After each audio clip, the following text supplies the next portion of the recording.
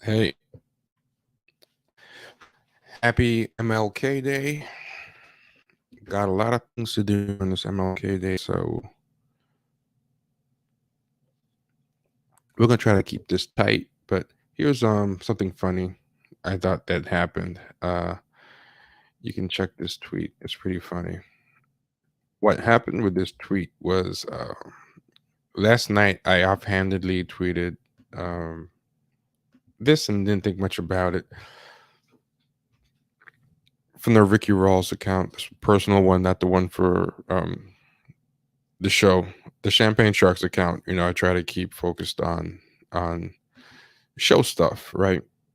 But anyway, put this up. I said Americans when a minimum wage worker gets a raise versus when Elon Musk overtakes Jeff Bezos as world's richest man. On the left is like the snorting dog, like going crazy, and the dog is acting all cute and innocent and sipping a Pepsi when it's time to talk about like actual billionaires owning more than like almost the rest of the world combined and all that. And I didn't think much of it. I thought it'd get the usual amount of retweets or whatever. And then I didn't realize that they do this, but Elon Musk has like a cult of fanboys. They actually, if you could find this tweet, you could probably find it by going on at Ricky Rawls or just searching some of the words in this tweet. But yeah, they apparently search his name and then just start simping and caping for him like a grown man, a grown richest man on the earth. This is the funniest thing. Like America is such a fat cat Stockholm syndrome. It's the craziest thing. It's really funny. Hey, Outlook. Hey, CN. First live. Okay, glad to see you. Very happy. Yeah. Happy MLK Day. Um, I just found that funny. So it's going like viral now, and the replies. Like I woke up this morning, and it's just all these Elon Musk fanboys, sticking up for him, saying he does so much for the world.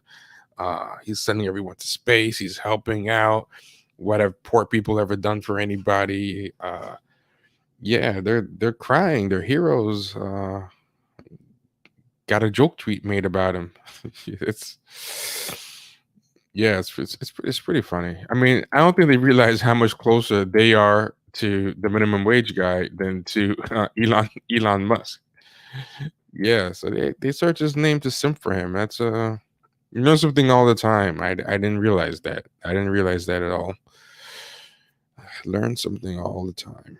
Um, I want to finish up real quick about the openly black thing that we talked about with Don Lemon, and also how it ties into a lot of misconceptions about MLK Day and how bad the discourse around MLK Day is. And um, the people who get the most grief for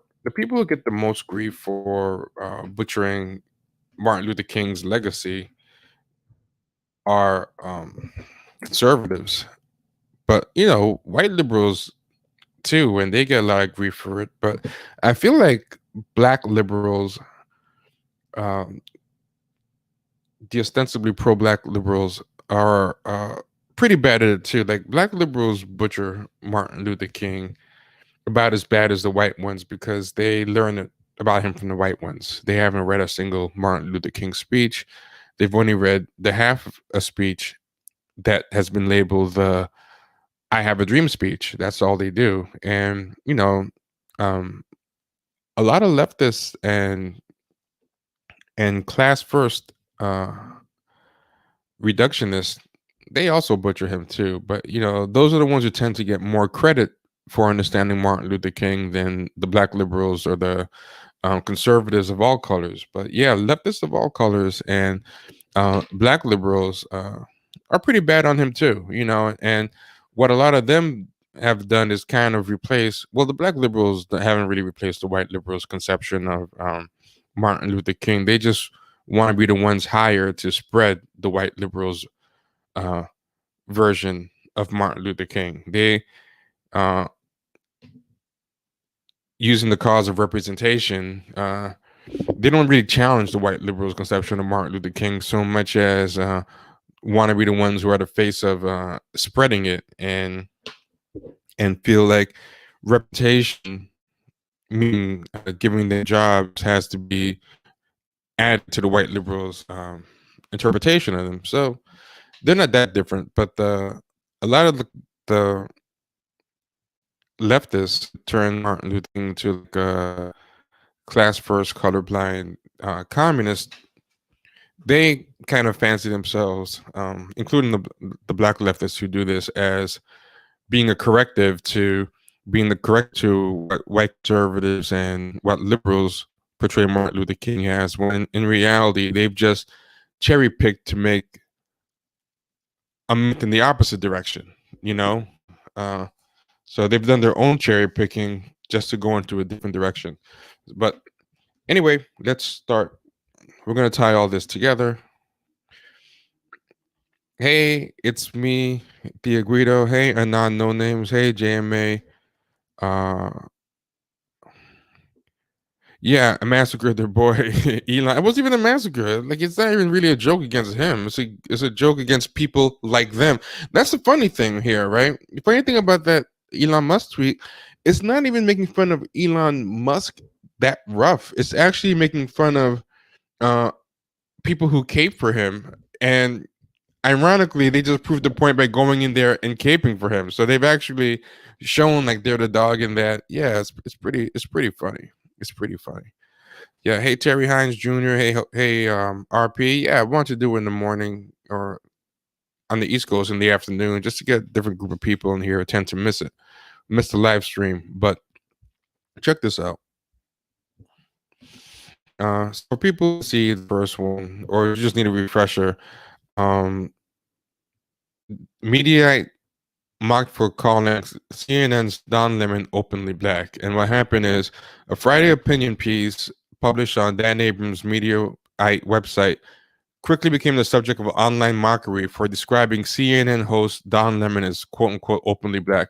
The piece, written by Tommy Christopher, entitled Don Lemon's remarks about Trump voters and the Klan and Nazis are a slap in the face to 74 million Americans, praised Lemon for saying that Trump supporters.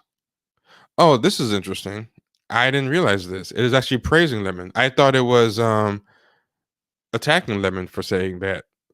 It says it praised Lemon for saying that Trump supporters were on the same side as Nazis, Klansmen, and other alt-right supporters, despite a headline that appeared as if Christopher was criticizing Lemon. That's interesting. I have to look at that again, because that was the impression I got. That's the impression they gave from the headline and from the early paragraphs.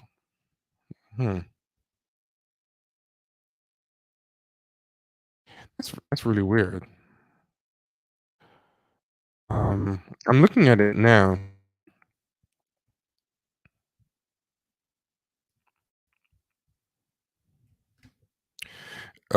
Okay, so it was actually supporting Don Lemon. That actually gives more context, because I got the opposite impression as well.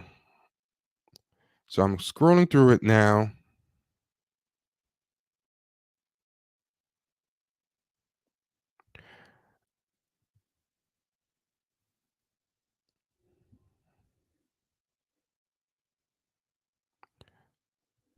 So I don't know if this is edited. This is interesting. I don't know if this is edited. Let me go back to the article. I don't know if this is edited to add a new explanation, but there's actually an explanation here for the openly black thing. So let's go back to the actual. Hey, Robbie, how's it going? Hey, JMA2. Yeah, they could be trying to change the narrative on us. I don't know, because the first time I read it, I didn't finish the article because honestly, the meaning of the article wasn't relevant to my point. My point was about how crazy, like, the untalented 10th and the black blue checks took it, and how it registered as this weird narcissistic injury that revealed and triggered all these weird authenticity and status anxiety and imposter syndrome anxiety issues in them. and led to a lot of them just telling on themselves in crazy ways. So that wasn't really, you know, my point anyway. But yeah, this is interesting. Let's check it out. So here we go. Let's go back to the front. First, let's go to the bottom and see if this was edited in any way, and see if it says updated. Because usually when they're updated, oh, I remember why I didn't get to the bottom of this, because that was a day. If y'all remember, this screen was freezing up, so I couldn't read the whole thing. So it says, editors note the author's use of the phrase openly black was satirical. You can read a full explanation of the reference here. And I believe it too. I thought it was weird, but you know, I assumed there was some kind of tone deaf satire going on. I mean, but this thing trended number one. It didn't say that the thing was edited. It didn't say the thing was edited, this article. So I don't know if it was, but yeah, I remember why. And actually, the site is doing it again. This is, I remember what I was supposed to do. I was supposed to print this article up. Now it's coming back to me. I was supposed to print this article up or find a way that I could, I totally forgot that this site is a piece of crap. Ugh. How can we do this? This is terrible that a big site is this bad. I totally forgot that I was supposed to. It was a big reason why we couldn't finish the video that time. Well, I guess it wasn't a fluke that this site sucks that day. It's a regular thing. Okay. Anyway, that's neither here nor there. We'll have to address that part of the article another time. But basically, openly black was supposedly a satire. Uh, Closing that window out. Openly black was supposedly a satire, but I mean, what does a satire in that? I mean, where these people took it was insane. And what they basically were saying, they made clubhouse rooms. It trended number one on Twitter. Everybody and their mother was reading all their own personal things into it. So people were saying stuff like, it reminds me of when I am driving down the highway in my Mercedes Benz and I'm wearing a suit and the cops still pull me over. I was like, wait, what does the article have to do?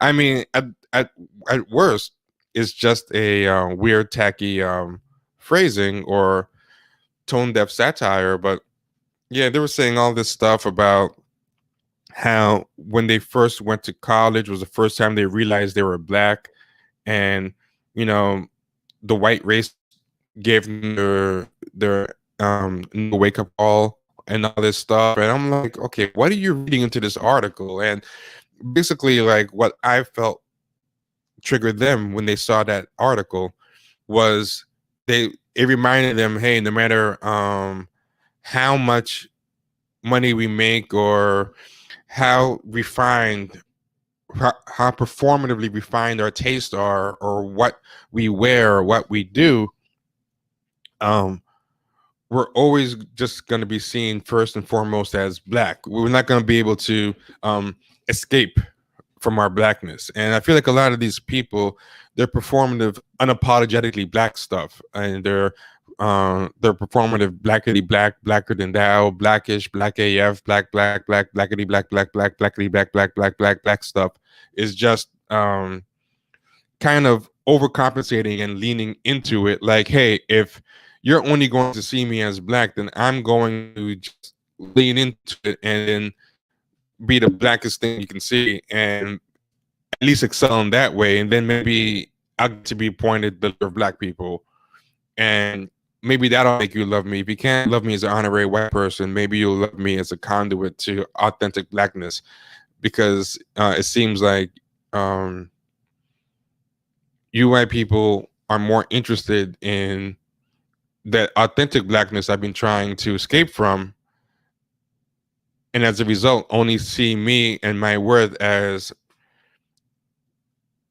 being tied to the level to which I can be a conduit to that authentic blackness that I was trying to escape from. So I might as well, if that's the only way I'm going to make you love me, might as well lean into it and try to sell myself to you guys as the best conduit for that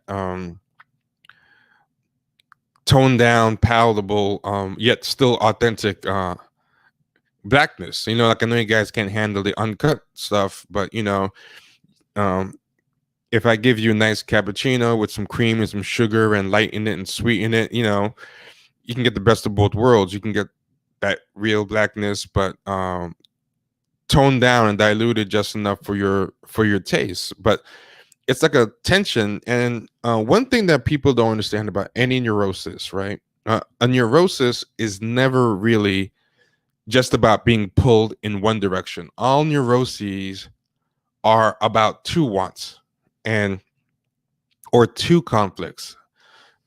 That's because all neuroses basically are forms of cognitive dissonance. And for cognitive dissonance, you need to have there's a difference between being crazy, being just like psychotic and crazy, or being particularly neurotic. Neurotic is a very specific kind of mental disorder. It's different. Like, for example, the guy who's an unrepentant serial killer is psychotic, very unconflicted. It's just all about just killing. There's no cognitive dissonance there. He's psychotic, but he's not neurotic. But that sex addict guy might be neurotic in that he wants to have a functional life and be monogamous and be normal, but he also is compelled to you know, have sex anytime he can with as many people as he can in a way that's destructive to his life. Like, it's so compulsive that he risks his job and everything. Like, all neuroses have two drives. Like, for example, Paul Newman has a famous quote that goes, they asked how was he loyal to his wife for so long and never cheated and was such a, you know, especially in Hollywood with fame. And then Paul Newman said, why go out for hamburger when you have steak at home? And that's what Paul Newman's thing was. It's a very popular quote. And then I remember when, but the problem is sometimes people just want hamburger. Like, even if he had the money, people don't always order steak when they go out. Sometimes people have to have steak money, and you know, they have the palate, they can enjoy steak, but hamburger scratches a different itch. And that's where men and the cheating neurosis comes in. It's not that men just want to cheat and not be monogamous. The problem is that men have a drive for both. Men have a drive for hamburger and a drive for steak. Like, men see the benefit of polygamy, but, and this doesn't get discussed a lot, men also see the benefit of monogamy. And it's that tension that causes the neurosis. You have to have two drives to be neurotic. If men just like polygamy, the way that men control so much of the world and the resource, if men actually didn't like monogamy, monogamy wouldn't exist. Marriage wouldn't be a thing. They wouldn't have tax breaks for it. They wouldn't have incentives. Men clearly like monogamy. They like marriage too. They just like the other thing. And that's where a lot of the pathologies, the sex addiction, and this goes for anything that's neurotic. There's two things. And I bring it up for these people, and that the openly black thing, the two tensions are that they're crazy about this imposter syndrome and insecurity about being authentically black, but they also want to be seen as more than black, and they also want to be seen as transcending blackness, and they also want to escape blackness, you know. And the ones who just want to be sellouts, like Candace Owens, you can call her a lot of things. You might call her psychotic, but she's not neurotic. She just pretty much wants to escape from blackness. She only wants to be seen as authentic enough as possible to give her some credibility in critiquing blackness. But I mean, everyone could tell she's not really earnest about being identified with black people. It's not a big concern with her. So she's way less neurotic. Yeah, yeah. So all neuroses always have two things going on. Like the serial killer who desperately wants to not be a serial killer and who definitely wants, for example, Dexter on the show Dexter. He's a neurotic serial killer. He wants to um, be normal, not be a serial killer, but he also can't help being a serial killer. Whereas Jeffrey Dahmer was not neurotic. He was just psychotic. Yeah, I mean, this is fair and stuff. Yeah, so it's so annoying. There was no deeper meaning, just an opportunity to center themselves. Yeah, because these people are like raging narcissists. They're just make everything about themselves. And even in that room, no one was talking about the article or trying to even figure out what this guy meant. They just had to think openly black, and it triggered their neuroses. But also, they were all kept talking about how black they were and how proud to be black they were. So it also kind of makes you think, okay, then why does openly black bother you that much? That someone in the suit is being called openly black, because there's a part of you that hates being openly black, and that's why you keep having terms like unapologetically black all the time. They love unapologetically black. It's kind of an overcompensation, because someone who's truly unapologetic about something doesn't have to keep bringing up that they're unapologetic about it. It wouldn't even occur to them to be apologetic about it in the first place, to even bring up performing that you're unapologetic. You bring up that you're unapologetic about something if on some level you've internalized the idea you should be apologetic about it. Um like people don't keep bringing up, I'm unapologetically into breathing. Like it's like to keep bringing up you're so unapologetic. It's it gives away the game. But unfortunately, for the second time in a row, and this is my fault because I should have remembered this. I should have made a note to myself to find an alternate way to open the article. But the second time in a row, the media article did not work. It froze up the site, and that's why I didn't wasn't able to read the whole thing. And I wish I was able to read. Don Lemon himself shared the Mediaite piece on Twitter without commentary, but other journalists quickly zero.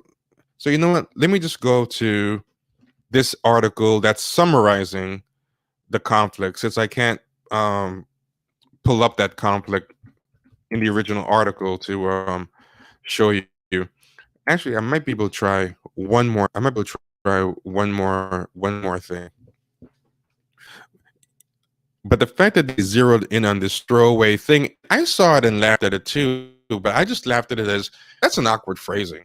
That's just weird, Like, and I thought maybe it was just a white liberal trying to, show some racial sensitivity by saying I'm not erasing his blackness, or the fact that he's black is important to, judging his commentary. I took it like that. That it was just a white liberal trying to be politically correct, or at worst, he was trying to throw a little bit of shade, and whatever it was tone deaf. But yeah, these people zeroed in. Okay, so I'm gonna try one more thing. This might work. I'm gonna try a different type of browser and see if this gets it done.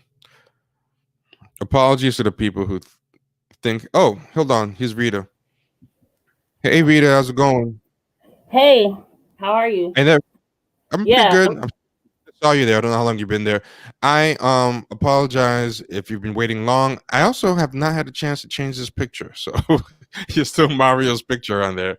Oh no, it's no problem. Actually, I could have put in. I was just about to light some incense, but we good. Oh, I'm over here like trying not to cough on on the happy screen. MLK. Yeah. How's everything going? It's it's going okay. I'm actually feeling a lot better today, so I don't think I got the COVID, but I'll get my official results tomorrow. Oh, cool. I mean, cool that you're feeling better. Uncool that you have to sit around and wait for results. I hope everything is, but I mean, you sound good, so that's good. Thank you. Oh, what's up, Terry? I guess y'all see me on Twitter going on. We're gonna talk about that girl too, so I'm glad you're here. Someone said Mario sounds a lot like Vita. uh, okay, so I think I use a different browser and it seems like it doesn't freeze this browser for whatever. So this is perfect. Vita asked about what was the openly black thing. So this is it. Don Lemon's remarks about Trump voters and the Klan and Nazis are a slap in the face to 74 million Americans. And it says CNN anchor Don Lemon sparked intense reaction this week with remarks about people who voted for President Donald Trump, in which he indicted them as on the same side as Nazis, the Klan, and violent insurrectionists. Those remarks are a slap in the face to the 74 million Americans who voted for Trump. I don't want to sugarcoat this. What Don Lemon said is extremely disturbing. Colleague Chris Cuomo was trying to argue, devil's advocate style, that not all Trump voters should be lumped in with racist insurrectionists who attacked the Capitol last week. Now, what you hear is, well, you can't say that everybody who voted for Trump is like the people who went into the Capitol. Response, Cuomo said. Lemon, who is openly black, and that's the line that they zeroed in on, responded by telling Cuomo that, quote, if you are on that side, you need to think about the side you're on. I'm never on the side of the Klan. I am never principled people, conservative or liberal, never on the Klan side. Principled people, conservative or liberal, never on the Nazi side. Principled people who are conservative or liberal, never on the side that treats their fellow Americans as less than, that says that your fellow Americans should not exist, that says your fellow Americans should be in concentration camp, or that sides with slavery or sides with any sort of bigotry, he continued. And I was like, oh, that's that's pretty, I can agree with that. And then the article goes into all the conservatives who were attacking Don Lemon for calling Trump supporters on the side of the Klan. And it's the usual people, Eric Erickson and Representative Andy Biggs, saying that he's being divisive and all this stuff. And then I didn't get to this part the first time I read the article because my browser closed. But it turns out, despite the misleading headline and the misleading original paragraphs, the author is supporting Don Lemon on that. He's saying, both of those reactions conspicuously fail to answer a key question in my mind. Where is the lie? Lemon's assessment was factually correct. These people did vote for a man who is an overt racist, who had already sided with Nazis and white supremacists in Charlottesville and actually campaigned on his support for the Confederacy, and who had been sowing the seeds of the Capitol insurrection for months before the election.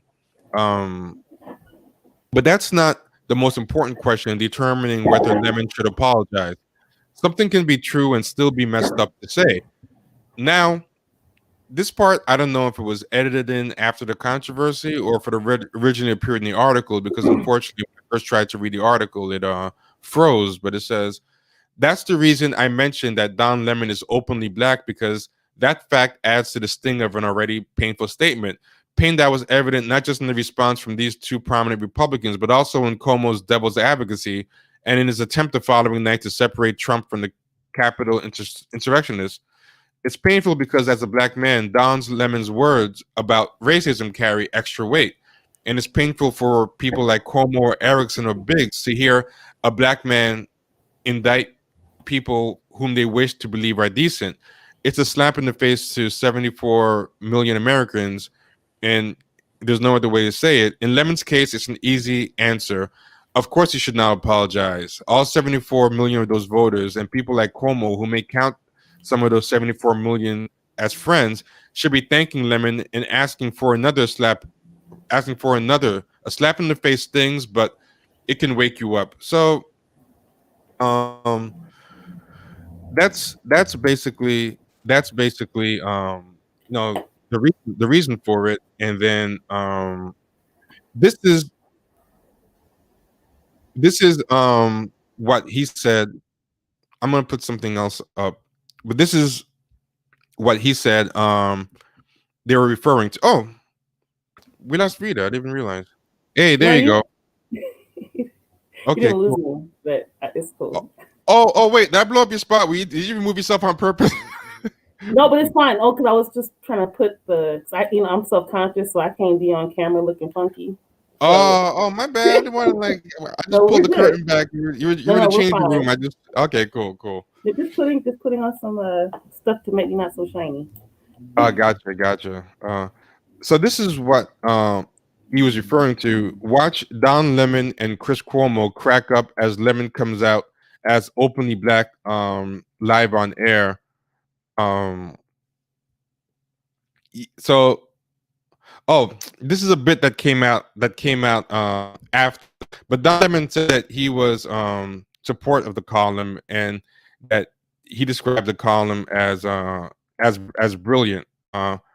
So the first part of the column was written in a satirical voice of someone criticizing Lemon for his remarks, only to flip later in support of Lemon. So he's saying that that's how their article originally appeared. That actually says a lot, because that means that I myself fell for it, because as people saw live, I couldn't finish reading the article; it froze. So I was going by the first half of the article myself. But so basically, these people stopped at openly black and flipped out and triggered, and then they went nuts. They made clubhouse rooms. They showed up all over Twitter, going, and I guess if they made it to the end of the article, they would have realized what openly black actually meant. So that's pretty interesting. That's really interesting. That actually, see, I had my excuse for not realizing it was explained in the article, because it froze live. But yeah, that is really funny. So, Rita, you were asking earlier what openly black meant, because you encountered it earlier, and that was basically where it all came from. Yeah, so I hadn't heard. I saw the article, but I kind of just skimmed it, and I was like, whatever, just more shit people to talk about. I didn't care. But then I started seeing people say openly black, and then you showed me the screenshots of people in that other thread saying it, and I was just like, is this like unapologetically black 2.0? Like, I mean, I, that's what I it registered as to them. They turned it into that, basically. right, and also, but even though the tweet that I was responding to was the lady who got her hair braided, I guess, for her newscast. And apparently in Tennessee, this is like a big deal. To me, I'm in LA, nobody cares. So, Yeah. which is funny because LA, when it came to natural hair, was like the weave capital. Nobody wore natural hair in LA. That's actually more recent. On the East Coast, women were wearing dreadlocks and had, natural styles. That wasn't the case in LA. So it's funny so for me, when I look at it, I'm like, well, who cares? Because I'm willing to go against the status quo, whatever. I just never gave a fuck. So when she started getting, Yeah. like, people started commenting, it wasn't even so much her statement as much as it was the comments. And I was just like, I can't relate to that. I've never been in a position, well, I won't say that I've been in positions, but I've Yeah. never felt that I needed to hide my blackness, quote unquote, or every job interview I've ever had, my hair was in braids or twists or afro For or, some people, sort of other natural style. for people I've who are never had wondering, to. for people Huh? who are wondering, no, I'm just showing for people who are wondering. This is the tweet you're talking about. Beautiful Yeah. woman. And the She sad put, part is that you had to have courage to do that. That's the part that hit me. It's like the fact that we till 2021, there are black women who still feel like they have to have courage just to wear their hair in a natural style, braids, yeah, twists, whatever. That to me was the part. The yeah, comments got weird. yeah. And this is your tweet. I've never related to shit like this, but it's sad that this has to take courage in the first place. And as soon as I saw that tweet, I knew it was a day after the weekend of openly black. I said, I bet you a bunch of people in the replies are going to be using the words openly black, or the screen names are going to say openly black. So I did a search for her username. I did a search for her username and the words openly black. And sure enough, I said on a hunch, I checked, and yep, tons of people in the name recently either changed their screen names to openly black or mentioned openly black. So you can see, and when Don Lemon said he's openly black, yes, like, and they tagged Don Lemon. Like, I don't even understand why they even brought him and openly black into it, but they even tagged Don Lemon, who himself wasn't even offended by the openly black thing. He found it funny, and he got the satire. And then someone goes, "You are not openly black, I see," and put like a sassy gif. This person said just gorgeous, but if you look at her name, I am openly black.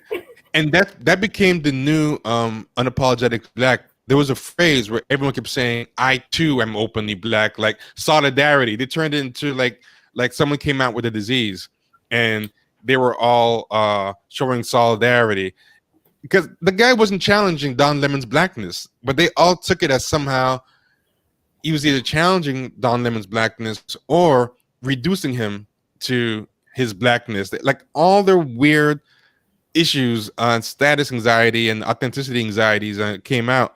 And then someone put totally and openly black queen. They made that her screen name, and it says, anything we do with our bodies are distraction. It's a matter of pushing and figuring out where we can and cannot be ourselves. But basically all her replies were full of, either in the actual body of the replies or in the newly minted screen names, the word openly black. And I always wonder if those people grew up around black people, or like, because I've never, like, even the term unapologetically black was weird to me when it came out. So I was like, since when people apologetically black? Like, that's some weird shit.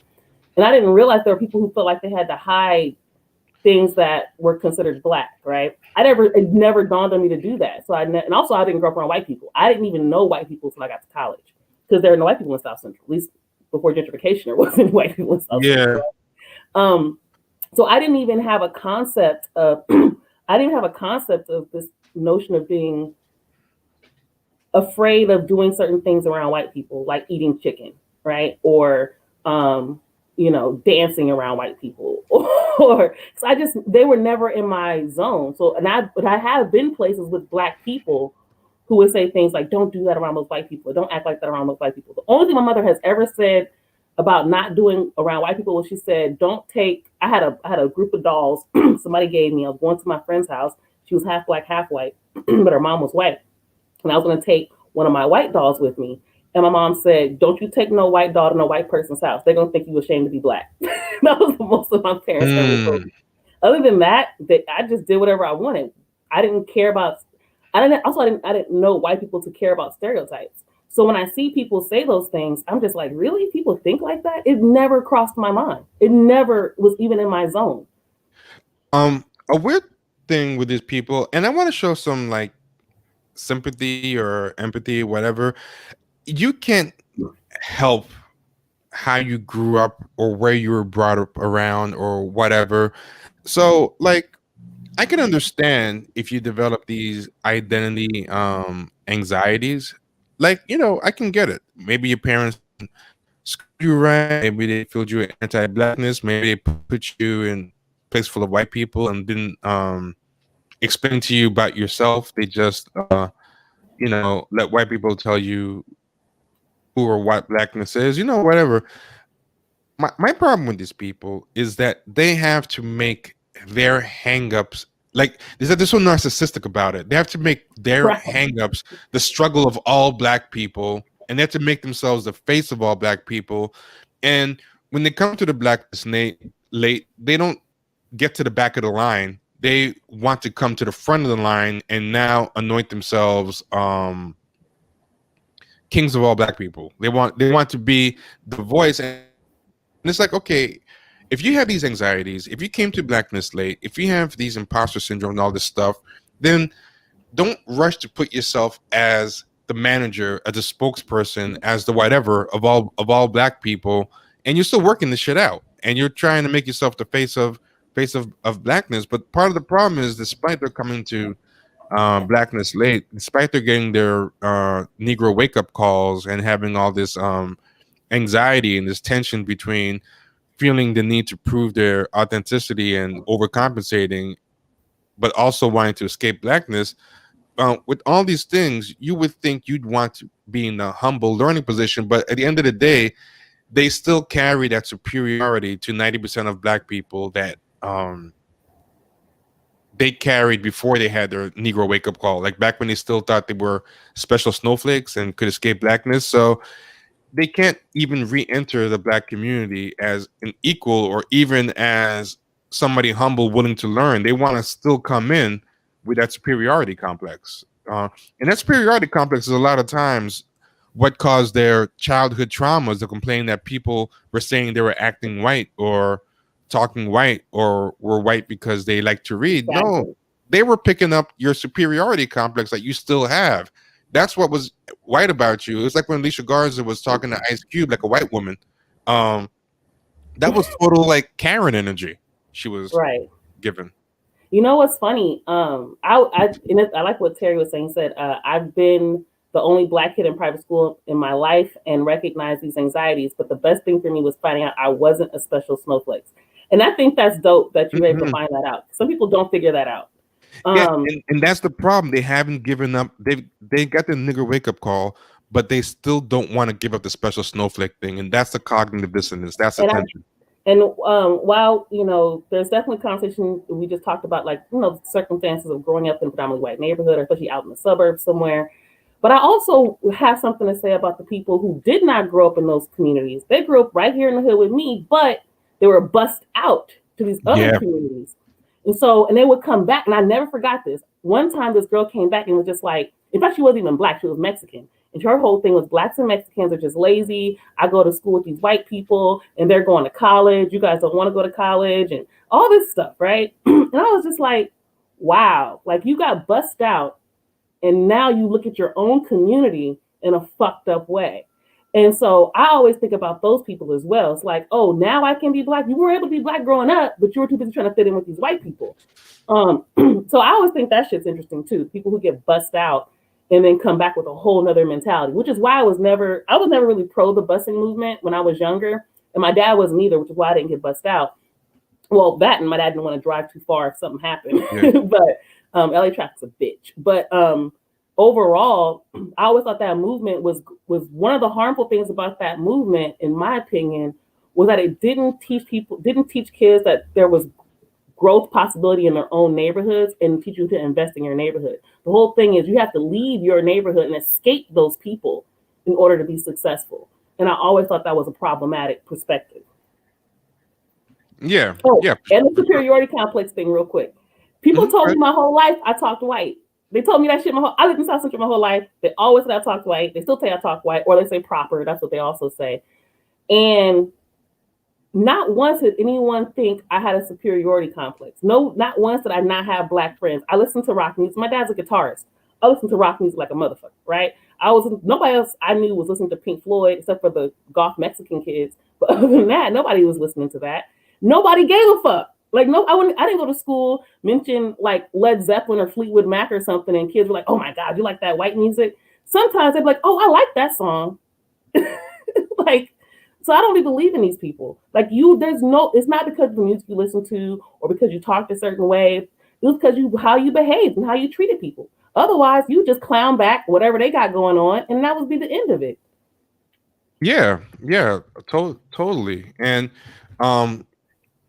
in general, these people, to me, they have this anxiety of being inauthentic, being viewed inauthentic or whatever, because they feel like their authenticity is the only thing that gives them any type of entertainment value to black people. I mean, to white people, because they realize that white people are never gonna view them as honorary white people, but the authenticity is the only thing they have that makes them like unique or special.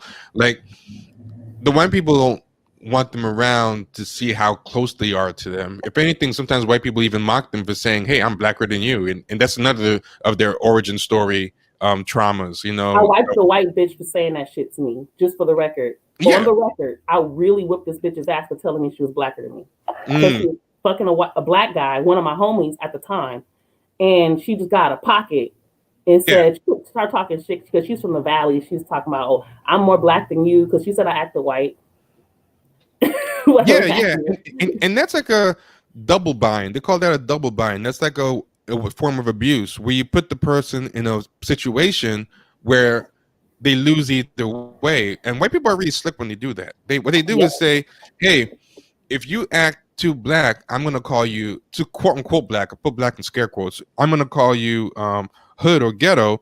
But if you do the opposite of what I said, they always say, why can't black people talk proper, or whatever. I'm gonna accuse you of not being authentically black. So now, and that I'm blacker than you. So now, what can you do? You can't. You lose either way. That's like a That's why I was low going to key. whip her ass.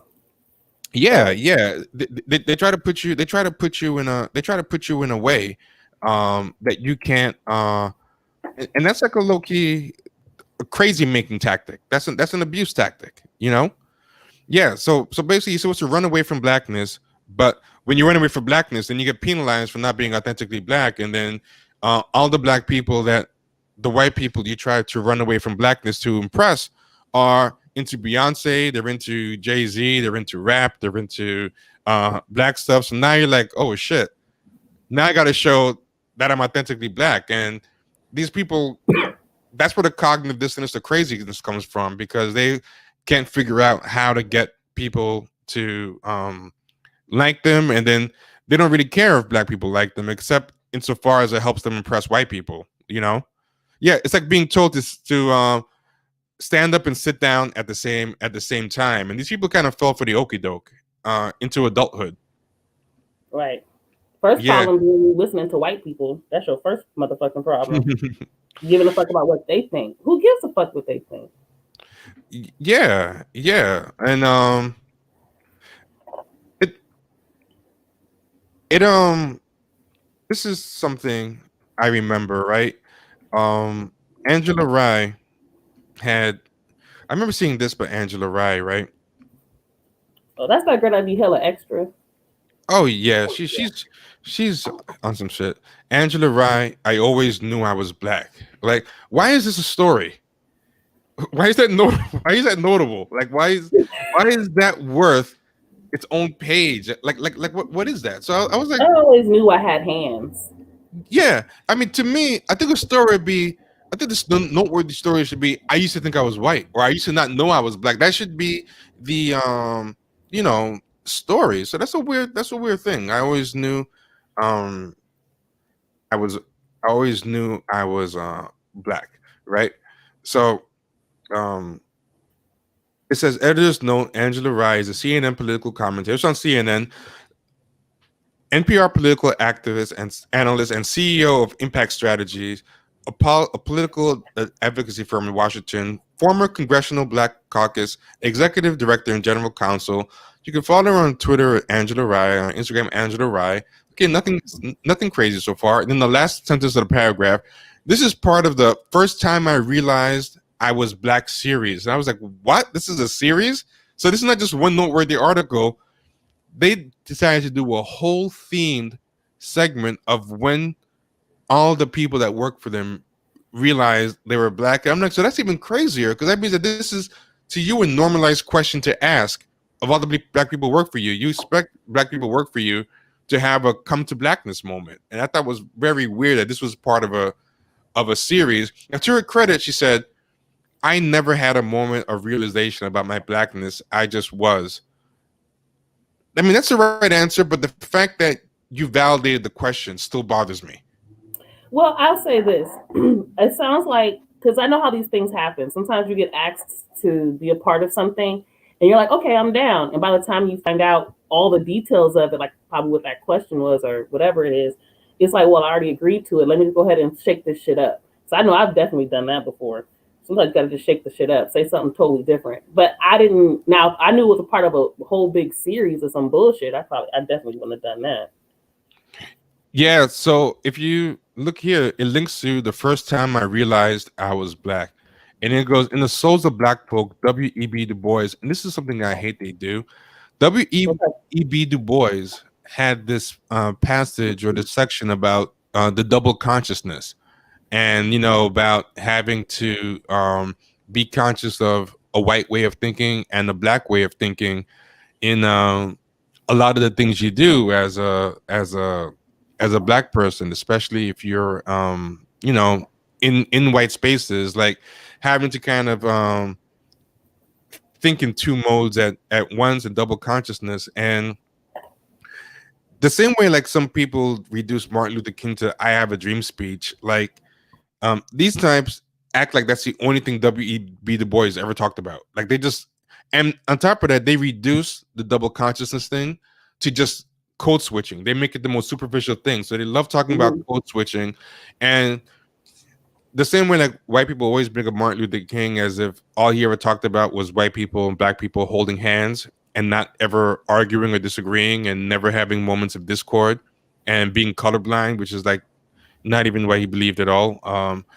They only bring up W.E.B. Du Bois. It's kind of like how divestors hate black men, but they'll always bring up Malcolm X just for that one quote about the black woman the most disrespected. Like if you ask them anything else Malcolm X said or anything like about Malcolm X, they'll probably call him a hotep. Like you can quote Malcolm X and then without them knowing, because I've done it multiple times, and they'll sit there and argue with you and attack you for it, but then turn around and quote that speech, that particular line about the black that one line. That's basically all he did for like a good decade, was just say that line, then he got shot. Like he did nothing else. Believe it, did nothing. Yeah, but these are all the people that had the videos, and they asked like a bunch of people, and I just thought it was just.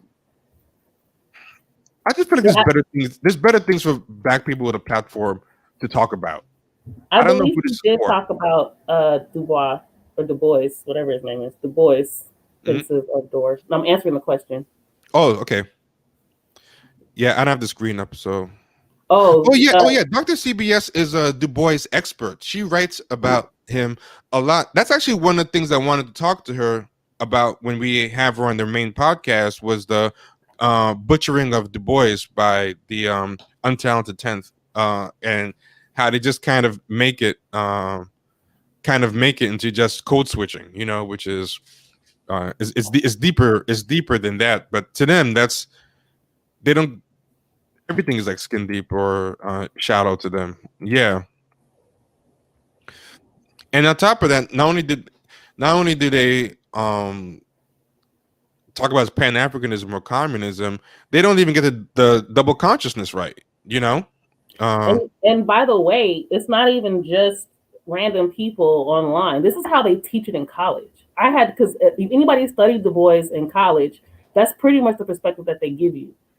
Okay. So I took a class called Black Popular Culture, and they pretty much would talk about double consciousness the whole time, and it was basically that. It was never any more depth into W.B. Du Bois and his work at all. That's how they literally teach it in academia. Terry Hines, I'm going to straight up steal this from you. I'm stealing an open site, but this Black Friend Industrial Complex is the best thing I've seen. He said the Black Friend Industrial Complex. What is that? Describe that for me. What is that? Well, he's basically saying that these people have built up a whole industry around being the vicarious Black Friend. Yeah, so it's the Black Friend Industrial Complex. You know what makes that funny? I don't know if he is just being, astute in general and noticing that that's what they're doing, or if he's aware of this book by one of the people that we like to clown. But this is very funny. One of the people that we make fun of a lot, he's the guy who did the fake barbershop, and he's that social justice influencer, Frederick Joseph. He had the fake barbershop.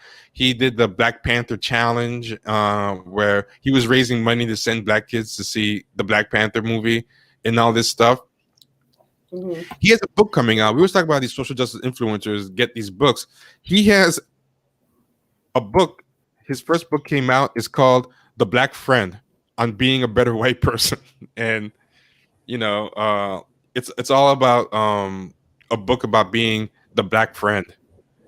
Um, and What? yeah, speaking directly to the reader, Frederick Joseph offers powerful reflections on his own experiences with racism. As a former quote unquote token black kid, he now presents himself as a friend many readers, meaning white readers, need. So he's basically a friendstitute. He's a friendstitute. He's saying that, I'm the black friend you need. Read my book for. So it really is a black friend industrial complex. And and it's funny because I'm sure Terry Hines picked up on that without reading, knowing about that book. He might not have known about that. But one thing I always joke about is that a lot of times I feel like we spend a lot of time trying to like decipher and decode these people, and we'll do whole live streams about it, and we'll have like conversations behind the scenes trying to figure something out, and then these guys will just make the subtext text and just spill it themselves. So it's really funny. You think you've solved something, and then you realize these people aren't even ashamed enough to make it a secret. You didn't solve anything. They will straight up confess. I'm Right. so shocked that this is a book. Like, this is a real book. That is Oh yeah. nuts. I don't know why that's shocking to me because nothing should shock me at this point, but that shocks me because I guess I'm not understanding this desperation to be liked by white people. That's what that reads as to me. It's like I want white people to like us and love us, and this is I want to be your friend so I can teach you how to do that. Like I don't understand. Like how do you get to that point in your mind? Well, he said he grew up the token black, so that's probably why. But how do you get to the point where you need these people to view you a certain way or to love you so much or to be friends with you? And the expectation that something good is going to come from that. If I just change that, then maybe they'll be nicer to us and the police won't shoot us in the streets. As long as shooting us in the streets and incarcerating us is profitable, it will continue to happen. So I don't see Yeah. the mentality. I mean, honestly, if you want to do that, I'm gonna say something that might be controversial. If You're you want trying to to get do that, somebody some type of bail. You're trying to get somebody out. no, I was gonna say, yeah, I kind of am. Kind of. What I'm gonna say is, if you want to do that, I feel like that should be your right. I won't agree with it, but that's your right. But at least I wish they would just make up their mind and be honest. What I hate is the stupid. Um, I live for this validation, but I'm also trying so hard to pretend to be the opposite because I know I can only go so far in the right circles. The best they're gonna let me be is the manager of black people. So I'm gonna be unapologetically black. Like, just don't call yourself unapologetically black. I'm blackity black, black, black, blackity black. I'm wearing my Malcolm X shirt. I'm doing all this stuff, and that's what was comical when this thing went up.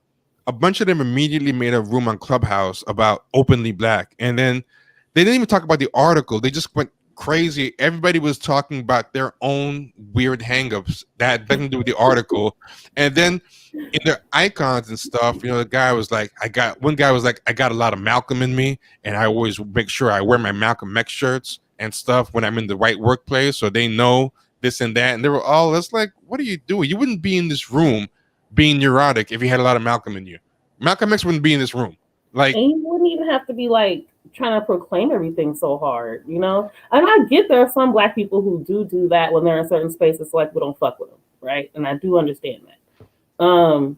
But it sounds like it's almost like you're trying to prove something to somebody, and it's not necessary. It's just not.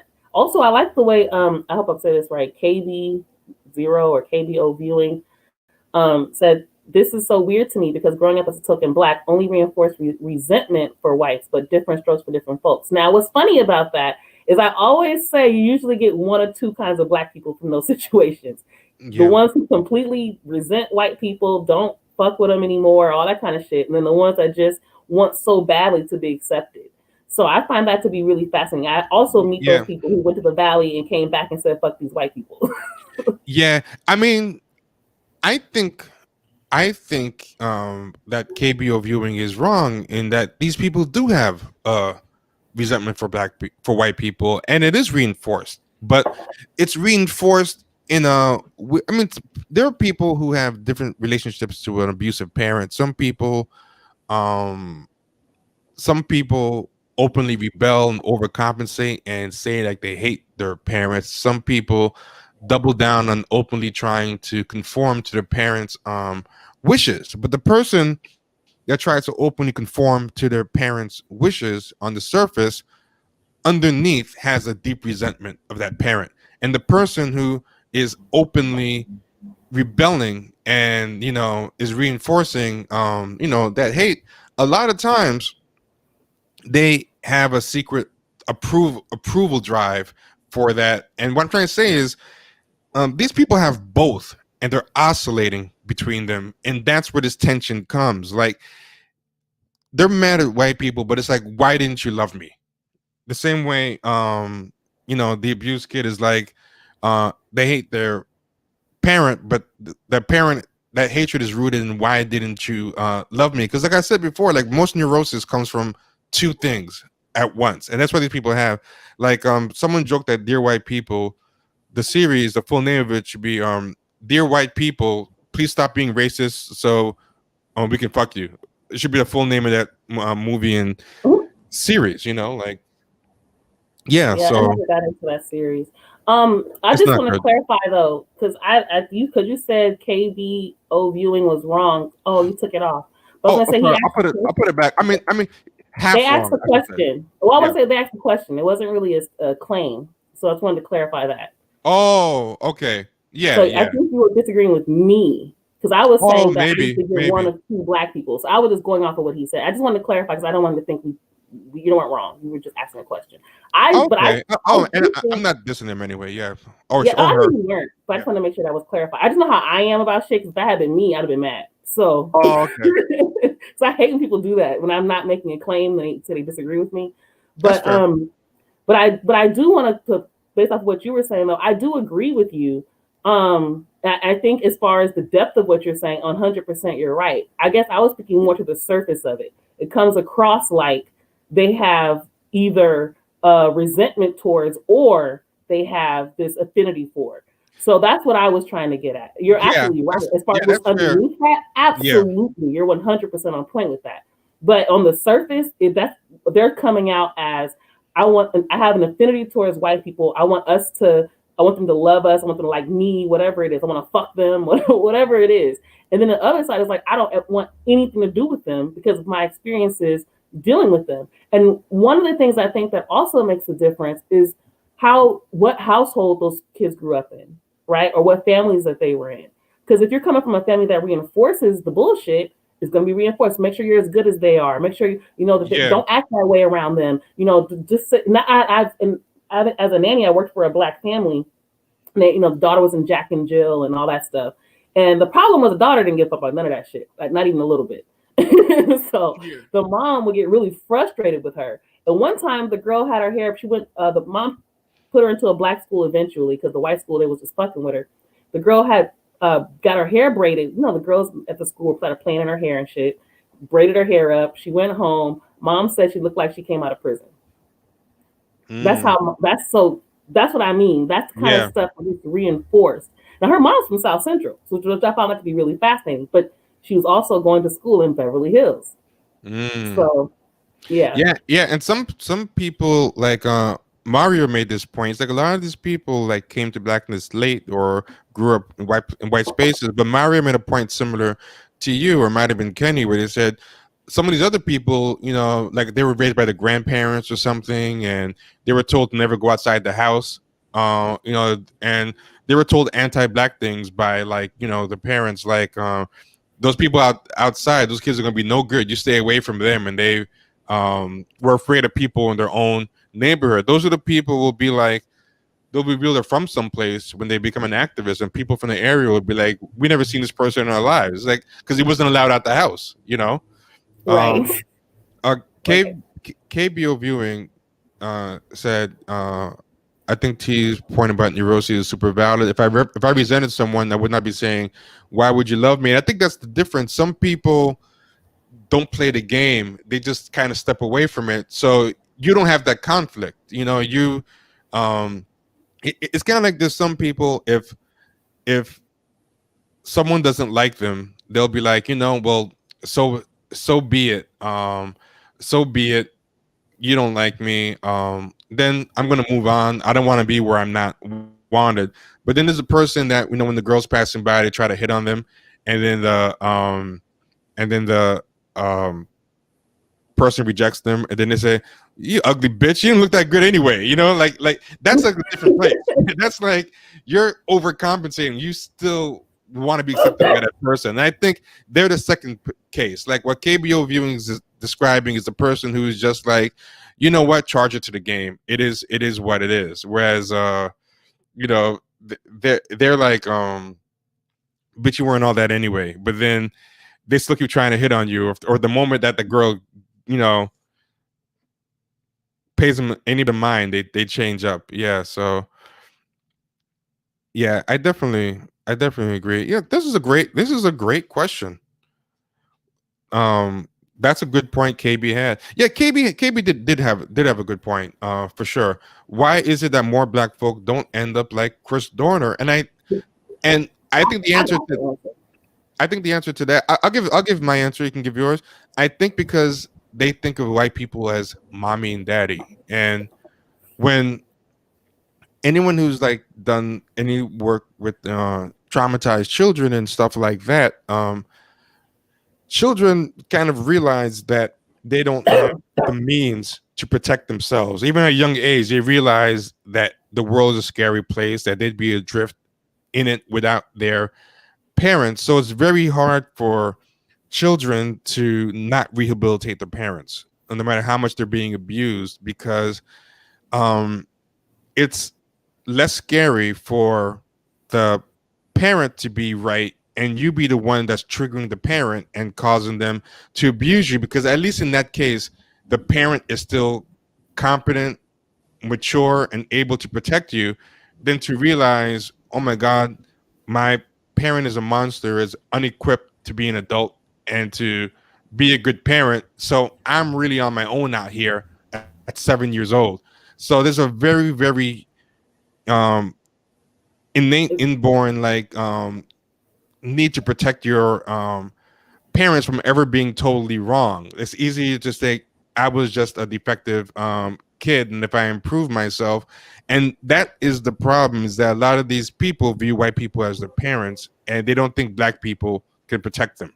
They think black people, even their black parents, are just other children, and if white people ever become totally unrehabilitatable, then and not looking out for them in some type of way, and that it's not totally their fault, but white people's fault, then they're totally unprotected in the world. To some degree, they still expect white people to protect them, and don't think they can protect themselves the same way. That's why it's hard for them to give up Joe Biden, despite the crime bill stuff. They need to believe these white Democrats are good parents.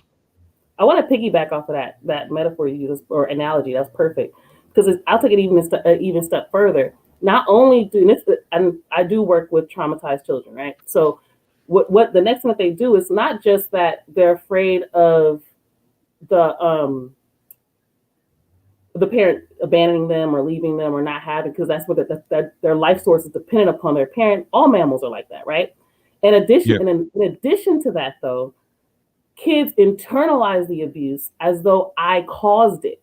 So therefore it's my fault. And these Negroes do the same shit. Yep. It's our fault we're like this. We are our own worst enemy. It's not the conditions we were put in. It's not the abuse that we're constantly taking. It's not the fact that we're biologically, neurologically, physiologically affected, getting all types of diseases. Heart disease is not just food. If all Negroes ate right, we're still at highest risk for heart disease. Did you guys know that? Probably didn't know that. So, I didn't know that. Exactly. And heart disease is directly correlated with stress. And that we know for a fact. That's why they tell you lower your stress when you have high blood pressure. So we know all this, right?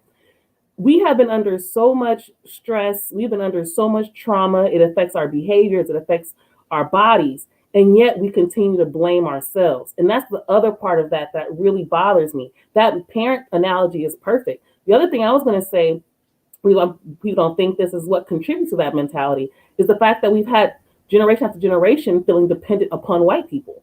If you ever read like the stories about slaves, and they talk about the people that didn't want to leave the plantation, Yeah. they didn't want to leave not because they loved being enslaved, but they loved being abused. They didn't know what the fuck else was out there. They never left the Hmm. plantation. You know how big plantations are? They never left the plantation. They don't know all. They've heard all the stories. They watch people get killed in front of them, watch people get beaten in front of them, raped in front of them. Probably been raped since they were 9 or younger, right? And we're like, and so that's why I get frustrated when people judge those slaves that didn't leave. Because at the end of the day, they had been abused. They didn't know anything else, and that's a direct impact of trauma. Or how am I going to eat? They didn't know if they gave them like they freed the slaves and gave them a bunch of shit. They didn't have shit. And one So thing people don't realize, a lot of the people who led those revolts, whether it was Toussaint Louverture or Nat Turner and all these people, or people very big into like different types of abolition, like Harriet Tubman, whatever. A lot of those people were really kind of trusted by their masters and their owners, and were given a lot more privileges and education. A lot of them knew how to read. They were able to um I'm not saying this to give the masters any credit. It was more like the masters just kind of underestimated the revolutionary spirit. They thought like they thought black Toussaint was. people were stupid. They thought they were children. They literally talked. In fact, they talked to them and treated them as though they were children. They say that they were children.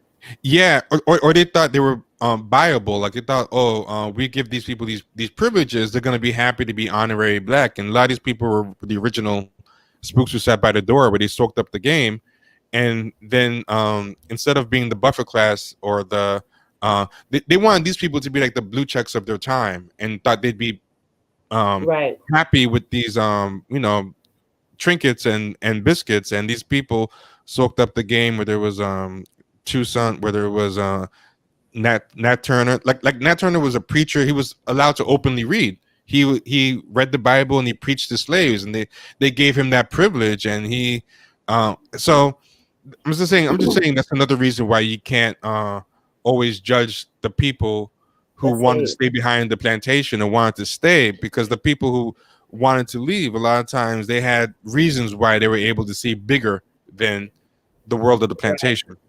Also, to answer the question of why is it that more black folks don't end up like Chris Dorner, let's not underestimate these institutions.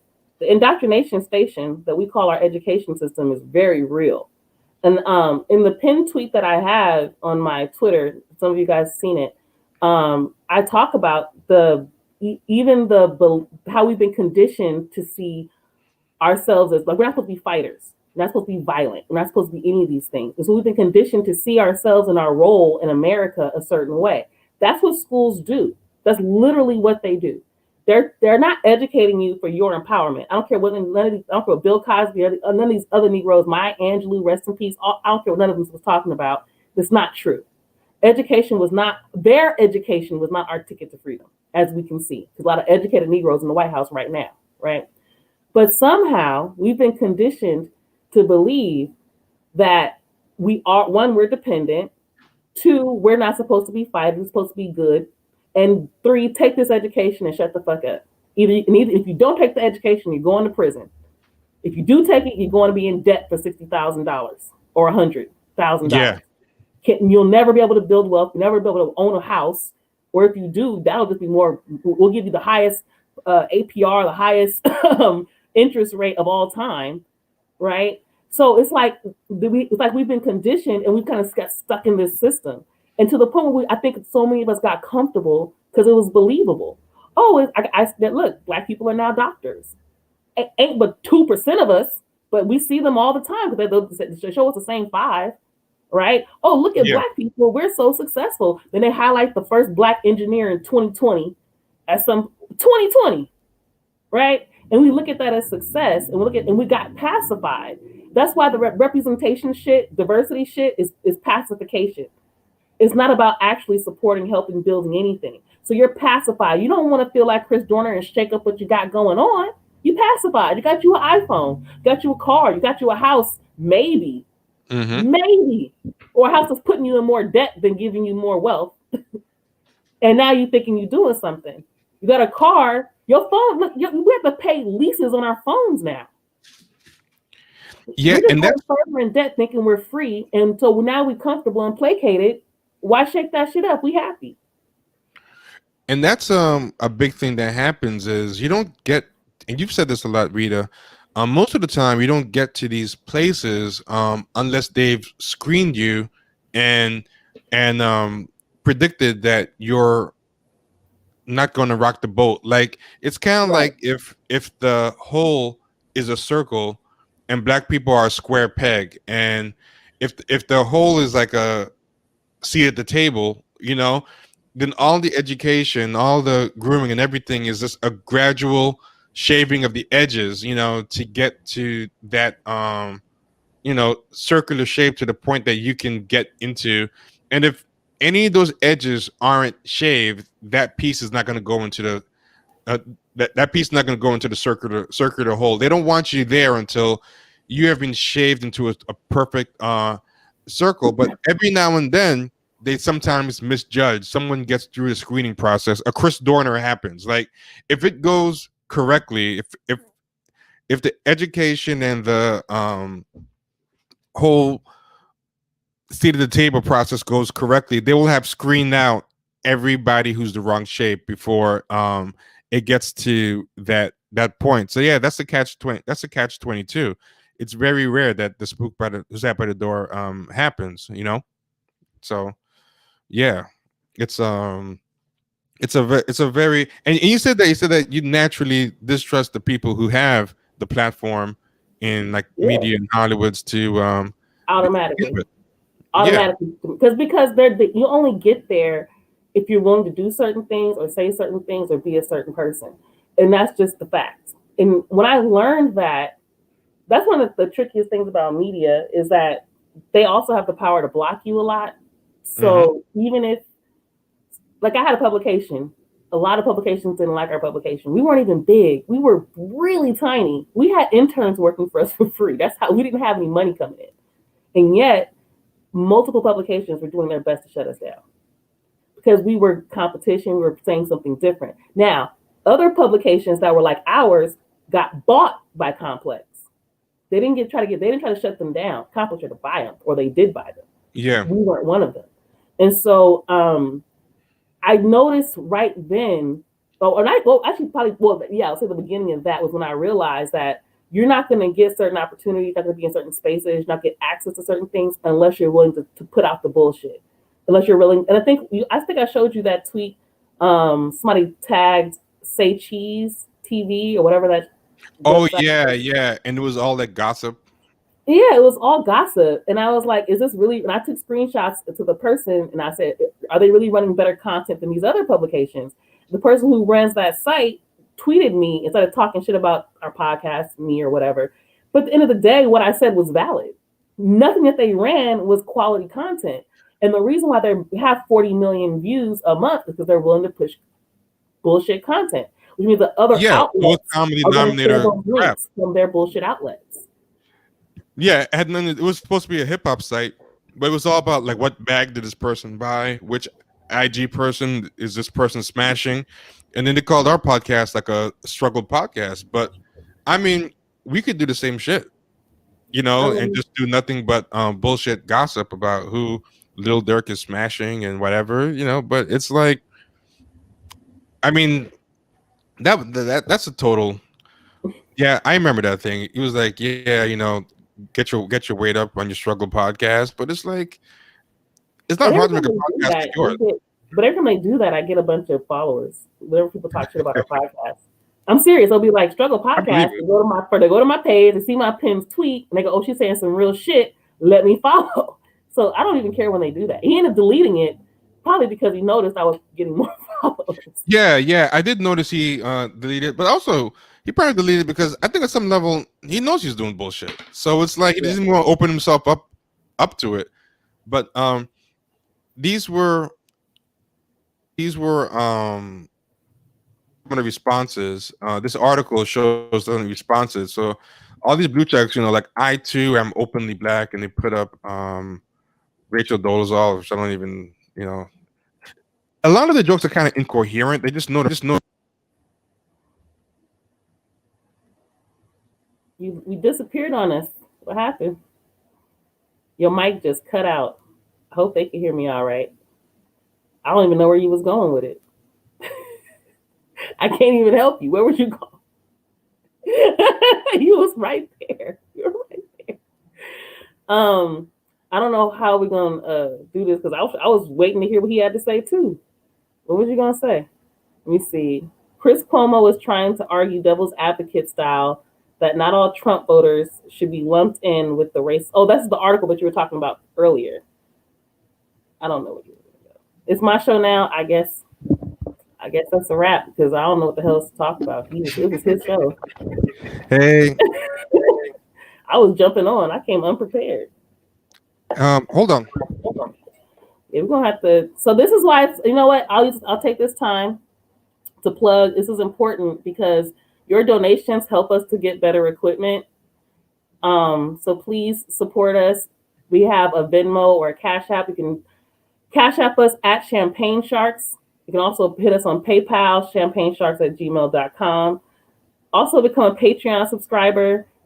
We give you podcasts, more content. We even go deeper into depth in some of the topics we talk about on here. Dr. CBS is going to be on one of our next podcasts. Look out for that.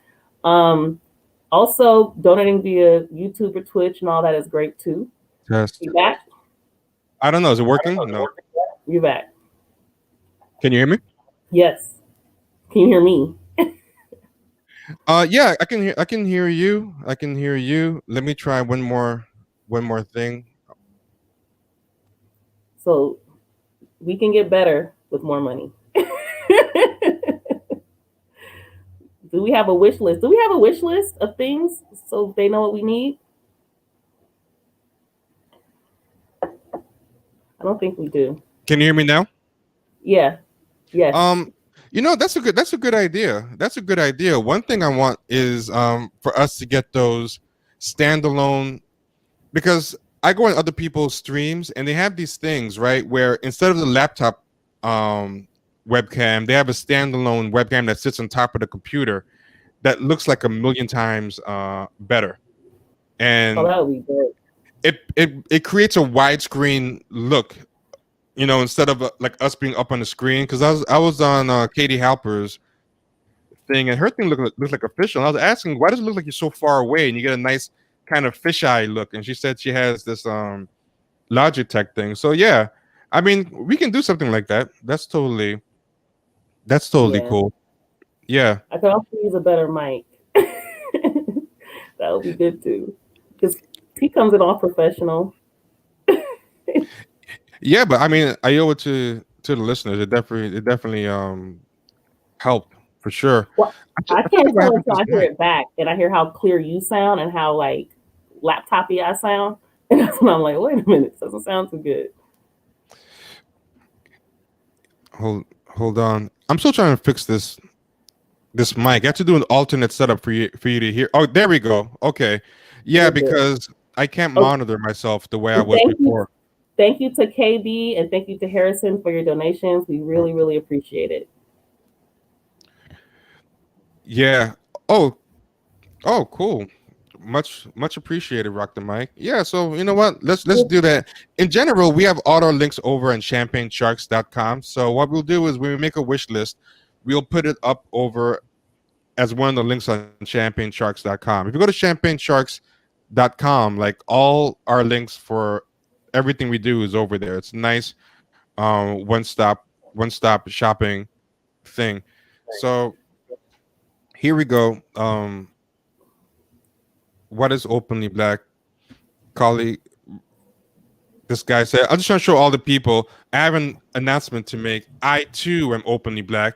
And these people all have like blue checks. And that became like the new rallying cry. I too am openly black. I'm gonna put openly black in my social media profiles, LOL. And a lot of them did, you know, and this kept going on and on. Like, and I don't know if you saw this, but Vita, it literally hit #1 trending topic for the day.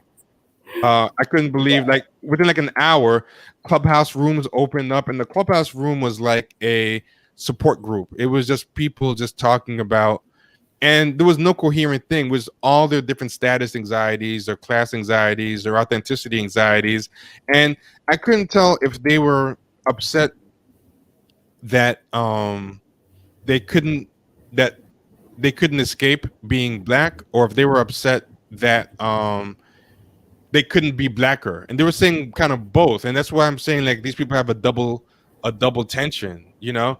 I too am a homosexual man in journalism who is openly black, and I for one am glad to be represented, but it's really took it as an attack against Don Lemon, when ironically, but the first part of it was framed as an attack, but it kind of shows that they didn't even get to the rest of the article. They just saw openly black, and it just triggered something, and they couldn't even get to the rest of the article. No one even discussed the article. They're not even discussing the author. You know, I too am openly black. They made it a hashtag. Well, the way the was all one is kind of funny. Yeah, that was kind of funny, but it still doesn't really relate to the article. I don't understand what. Oh, it doesn't at all. Yeah, yeah. I thought that was funny. Yeah, it was funny in the vacuum, but as far as like as being a response to the article, it was a little bit weird, but it was kind of incoherent, because I don't think even they allow themselves the self-awareness to understand themselves enough to figure out why it was bothering them. So it makes the responses incoherent, because I think to really understand why it bothers them would force them to be a little too honest with themselves in a way that I don't think they're ready to do. So that's what made so much of the discourse about it so confused and awkward. And yeah, and this is from the Clubhouse room. We're not supposed to share Clubhouse things, but so be it. Clubhouse is so bad that I kind of don't care if they ban me. They ban me. Like it's that bad. It started out good. We were trying to get you on there. It still has good stuff on it, but you got to filter through too much nonsense. And everybody's still trying to get me on there. My friends hit me up every other day, and I'm like, y'all know I don't have an iPhone. Why do y'all keep trying to send me these links? But by the way, shout out to Luis. I want to say your name correctly, Luis Millan Starks or Millan. Thank you for your donation, and same to Kate J. Shout out. Thank you so much. We really appreciate it. We really, really do. We really need to thank you. get our equipment. Yeah, thank you, big time. Yeah, I mean, I'm handled on the mic front, but I would love for you guys to get mics. This is the last thing I got. I got a mini portable ring light. Okay. Yeah. So it's like I have a ring light now. I got it off Amazon. It kind of fucks up a little bit, but it works. It legit was good for like 3 weeks. It was like I've never seen a social media site. One that's sad, and this is ironic for someone to say who streams every day. This is not hypocritical, but black people like the sound of the voice too much. I know it's hypocritical for someone with a podcast who streams every day to say. So bring it on. I'm fine, but I mean the filibustering on there. Oh my God, Rita, you would not believe. Yeah, people are just whenever I see Rich, this is Rich, Adidas Elias. Whenever I see Rich on there, I like to make private rooms with him and we just like chat, because I'm like, oh my God, a sane person I know is on. You know what I mean? Yeah, people have been on it for 3 weeks straight. Vita, this is like, I think it's gonna be the worst addiction to hit the black community since crack. Like, people are straight up addicted. There's people there doing 12, 13, 14-hour room days, and people got kids. I'm like, me and Kenny were like, yo, when are these people seeing their kids? People are, yeah, there's good rooms there. There's good spaces there. But as it grows, it's just become like relationship fighting, gender warring. A lot of the worst people on earth have joined there from Twitter. So now they're there talking about all the Cash activists are there. You know, the activists who want you to Cash App them for tweeting or talking, or everything they do, they want to Cash App. Right. I saw this Cash activist room where they were talking about black homophobia and cishet privilege, and they were telling the people they were arguing with, we're educating you, and you should be clicking our profiles and hitting our Cash Apps. You know, you're asking us to do free labor. And I'm like, motherfucker, it's a conversation. You Cash App us. I like that one straight man said, hey, as a straight man, I'm putting my time fighting you guys all day. I should be getting Cash App by you guys. See, I find that just so fucking annoying, because like you said, one, it's a conversation. Two, if you're really trying to sell resources, you develop content and then sell it. Like, you're not even developing content to sell. You're just telling people to give you money for a conversation, and you're not even educating anybody. Half y'all don't even know what y'all talking about anyway. You don't provide links and sources to your claims. You just start talking. Yeah, I mean, if anybody wants to find me on Clubhouse, I almost said Cash App on Clubhouse. It's TBEAUL, but I don't know how much longer I'm gonna be able to last there. I think it has a space with a lot of potential, but the other thing is because there's so many fake Rise and Grind LLC Rock Nation Brunch Twitter types and a lot of like Morris Science Hotepi crazy people there. When you start a room, a lot of the times you don't know what type of crazy person is gonna pop up on your stage. You know, that's the other thing. Yeah, the LLC MLM people are bad, but now like the MLM people are the worst because I don't see how there are so many things that show you that MLM is trash and you still jump in it. Like I just don't get it. No, this is the funny thing. I said it was going to be a shit show in like 3 or 4 weeks, but I swear it was even shorter. I don't know. Like it was really it was. I mean, if I called 3 weeks, I know I called it was going to be a shit show, but I forget the time frame. But if I did indeed call 3 weeks beforehand, I don't remember the time frame that I called it was going to be a shit show. Then I was right because it really was about 2 to 3 weeks that it became a shit show. But this is from Clubhouse. If they ban me, you know, so be it. I'll be at peace with it. But I put this clip from the I too am openly black Clubhouse room combined with and I overlaid tweets from all the mad people blue checks. This is all within an hour of the controversy, basically. Tell me if you hear the sound.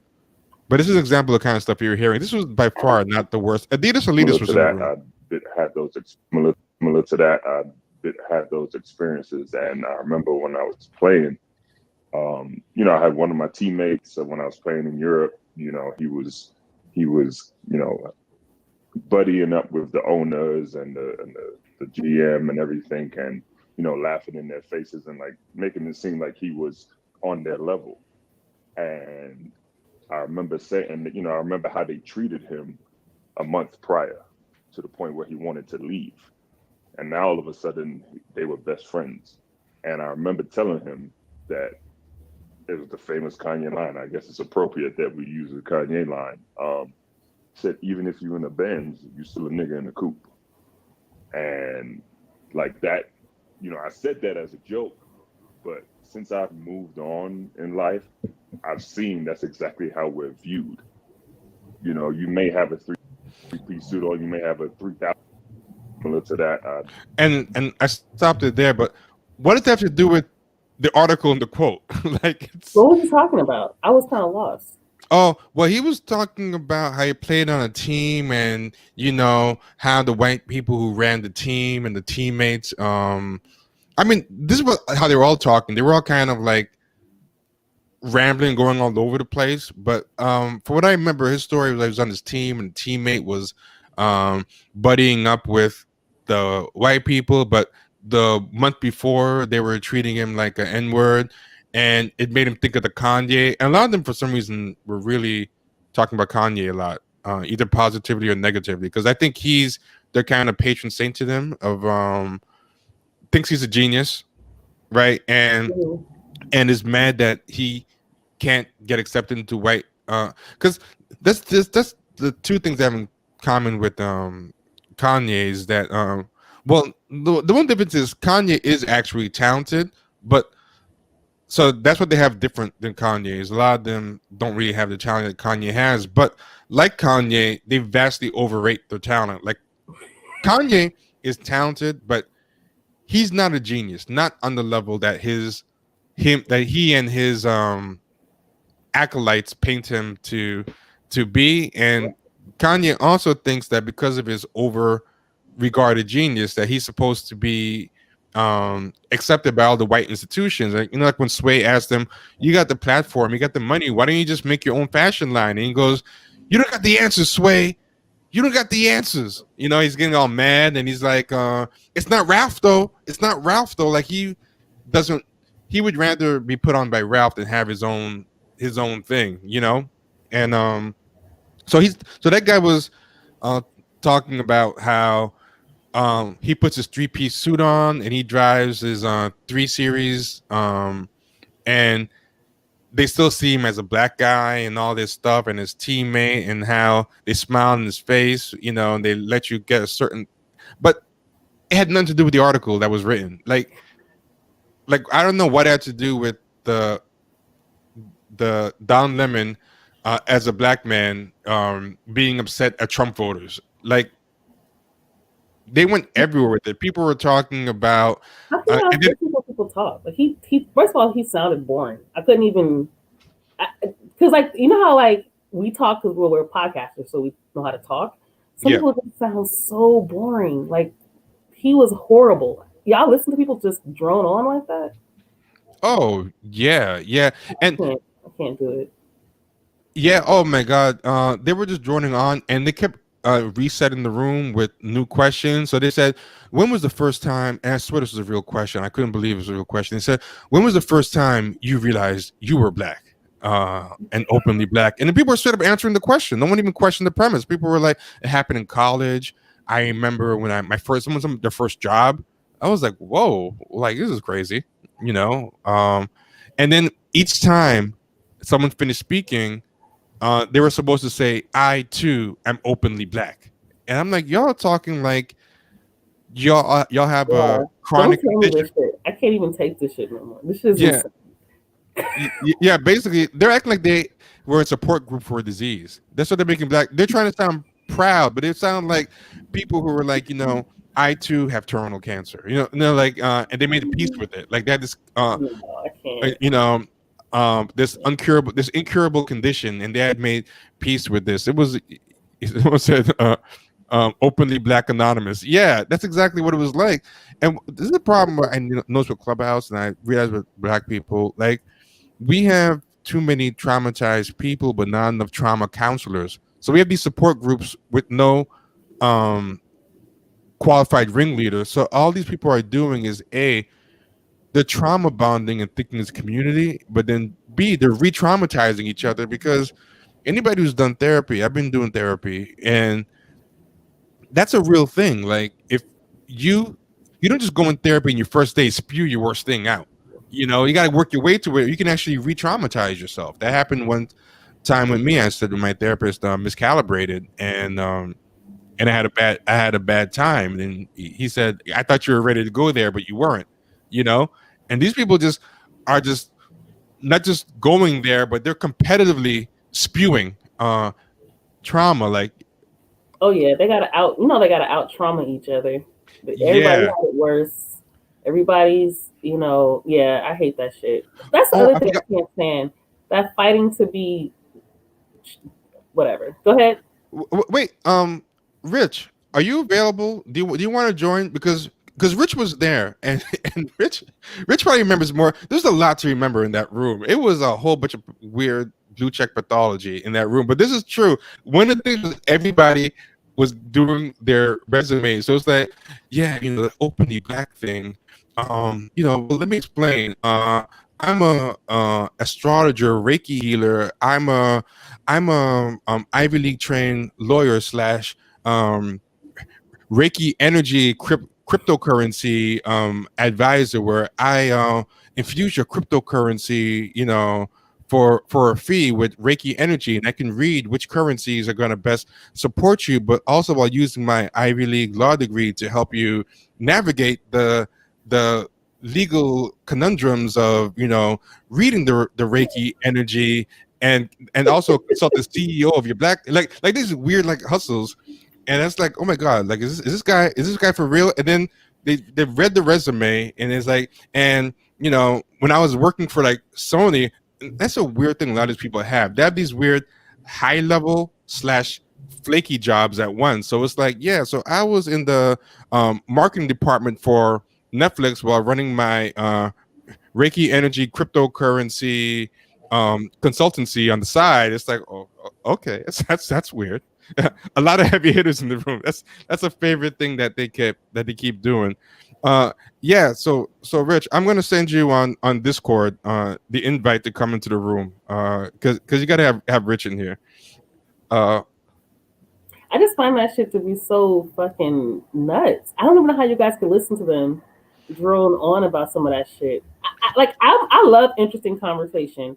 People think I would really like Clubhouse. People think I would do well on Clubhouse. I think you guys said I would love Clubhouse. In the good rooms you would. There are good rooms in there. It's just that the signal to noise ratio, the longer it goes on and people keep inviting people, just keeps getting worse and worse. But also the people with the least to say talk the most on there. So it's like, for example, Jared Ball threw a great room in there. Within an hour and a half, he was ready to go. I've never done a room in there. Well, when I was doing rooms in the beginning, I kind of stopped. But I never did a room in there that went longer than 2 hours. And even the 2 hours was a stretch because some people took forever to shut them up. I would have rather ended up one. But there are people that are doing 13, 14, 24-hour rooms shamelessly every day. It's going in circles. So sometimes people will moderate a room for 13, 14 hours and pass it off to someone else and then rejoin it like after getting some sleep and hop back in the next morning. It's like the party line when I was a kid. Not even a party. It wasn't party line by then, but like these like conference calls, and you just call everybody, and everybody just hop in and hop out throughout the 12 hours. I mean, yeah, I guess it is like a party line. I never did a party line, but other people have told me that it's like a party line. I could believe it. It's nuts. It's crazy. Let me see. How do I invite Rich? How do I invite you on? Hold on, I gotta figure out. I thought I could DM you on Discord, but hold on a second. I know what to do. I know what to do. I'm gonna get Rich on here because we were all looking at this on, and it was really funny. Hold on, I'm gonna get Adidas Elitis in here. Hey, Isaac. Isaac has joined us. He was running errands. Oh, cool. Isaac's good people. I feel like I haven't seen Isaac in a while. How's it going, Isaac? Oh, okay. I figured out how to do it. Okay, so Adidas Elitis, I just sent you the link. So by all means, come in here. We'll let you in, but he can tell you about the room. The room was really bizarre. This is the one good thing that Clubhouse still has, right? The one good thing that Clubhouse still has is that you can ear hustle, because when I was in that room, it confirmed so much of what we say about these people, except it made me realize that we went too easy. Like, it's way worse than we thought. So the ear hustling thing was pretty fun, and they kept going to crazier places. Like they were talking about the Twitch people are putting tanks in, and yeah, park all the tanks you want. Yeah, we're going to war. How's it going, Isaac? I think somebody rated our room from Twitch, so that's always good. Thanks for whoever sent the Twitch people over here. Yeah, but it was pretty. Also, if you're enjoying this, we're gonna go on a little bit longer. So by all means, share the links, share it on Twitter, host it on Twitch. Feel free. Oh, Silver L did. Yeah, well, thanks to Silver L. Awesome. Yeah, because we're gonna get even deeper into this, because we're gonna talk about Martin Luther King Day, because I feel like Martin Luther King Day and some stuff I want to talk about relates to this, but I want to get Rich in here. Yeah, go on Discord and check the link that I sent, and you should be able to join us. But yeah, so they were going on and on about this stuff, and I think it all comes down to the fear of being mistaken for an N-word. You know what I mean? That's what it is. And that is like a big thing with, oh, here he goes. Hey, what's up? Hey, how's it going? Have you ever formally met No. Okay. No, not at all. No. I'm using my work computer, so shh, don't tell anybody. Oh, that's why you can't show his face. Okay. Yo, people are getting fired on off of Clubhouse. I don't know if y'all know this. Somebody, yeah. I wasn't there, but I was in a room where someone said that they were in a Zoom, they had to leave a room that they were moderating because they were in a Zoom call for work, and the person heard the clubhouse in the background, and now they had to get off because they were getting like chewed out at work, and they were acting like the work people were crazy for expecting them to give their undivided attention to the Zoom. Yeah, it's really crazy. Well, like we were talking about, T, like one of the things that Clubhouse can benefit from would be like better options for curation, and we don't have that now. It's getting a little bit better, but man, it's just I don't know, man. It's like so they don't have good enough or robust enough options to go ahead and ban or block people, you know, that come in and are disruptive or like mute people. And then another thing is the moderating structure is really messed up, you know, so just it's really, really willy-nilly. But man, that app, I don't think it's the app. I think it's the people that are on the app, you know, more than anything else. Like the spending like 16 hours on there. There was one where it was like that one with that ADOS chat that you, me, and Drew were on. I dropped off. Like Drew was like, yeah, I fell asleep. Like, you know, and I woke up the next morning, these people were still talking. You know, so I'm like, damn, this is nuts. This is absolutely nuts. But I'm so glad Drew told us that he fell asleep, because I remember I left, I did something, and I came back in there, and he was still in there not talking. I'm like, yo, what's up with Drew, man? He's gonna stay in here all day. They said the next day that he fell asleep. I'm like, oh, that's why you weren't talking. He wasn't talking for hours, and he was on the stage just quiet. He fell asleep. Yeah. So did you talk about the Moorish science legal advice chat yet? Oh my God. I didn't talk about that one yet because it's a little bit off topic, but it's a worthwhile digression for just explaining how crazy things get. Do you want to set that one up? That one is funny. Yeah, and no offense to anybody who's Moorish. I know there's several different iterations of Moorish science and so forth, so it's nothing but respect.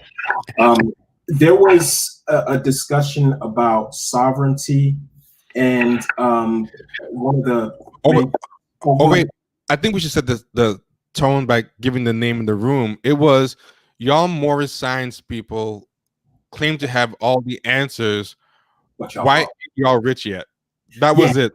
But that was very little the actual conversation. But basically, the Moorish science people claim to have the answers to everything. So I just want to set that up, and by all means, go ahead. With the title. Yeah, so to say what they were talking about sovereignty, and by the time that T and I got in there, they were talking about how you can actually get out of like certain cases and stuff like that, and claim that you know, you're not an actual American citizen, and so you don't have jurisdiction. It's kind of, that's the roundabout way of going about it. And I believe there was this one guy, his name was Macadon. And there was another guy there who was, I do believe, a former Moorish Science Temple guy. But these guys were arguing with each other. It was like 2 or 3 hours of them arguing with each other about, you know, the U.S. What was it? What were they referencing? It was like the U.S. like code or something. This is what they do, right? Now, they had this room where they talk about Moorish science, and every now and then somebody would get on topic, right? They're like, so y'all want to know how we can make it. It's like a bunch of Oswald Bates from In Living Color. Like a bunch of them were saying, like, oh, so y'all want to know how why we're not rich and how Moorish science can help you get rich. Well, you know, we don't have all the answers, brother, but this is what you need to know. And then it would filibuster to something else. The U.S. code says that, you know, if you look at U.S. code, section 2, subsection 32C, subsection D, what you'll find is your birth certificate is actually a receipt. And if you look at the number on the birth certificate, your social security number is your actual order number. And you are actually a product of this patriarchy. And that social security number, that's your serial number. And what you can do is refuse to register yourself, my brother, as a product. And what you do is you're entitled as a product to a warranty from the government in the form of not reparations, because reparations is like raperations. It's raping sovereign people. We don't talk about reparations, my brother, unless you want to be raped. You can get your reparations, but we don't let the white man give us anything, because ain't no white man supreme over me. So I don't recognize no white supremacy. But what I will tell you is how to get out of court. And listen, I don't charge for the information, brother. I don't charge for the knowledge, because the knowledge is free. And a lot of people want to charge for this type of knowledge. It's like, motherfucker, what are you saying? Like, what knowledge? You haven't said anything yet. Like, that's all they were doing for like hours and hours on end. And there was one woman that was like, okay, but how do I beat a court case? What do I do?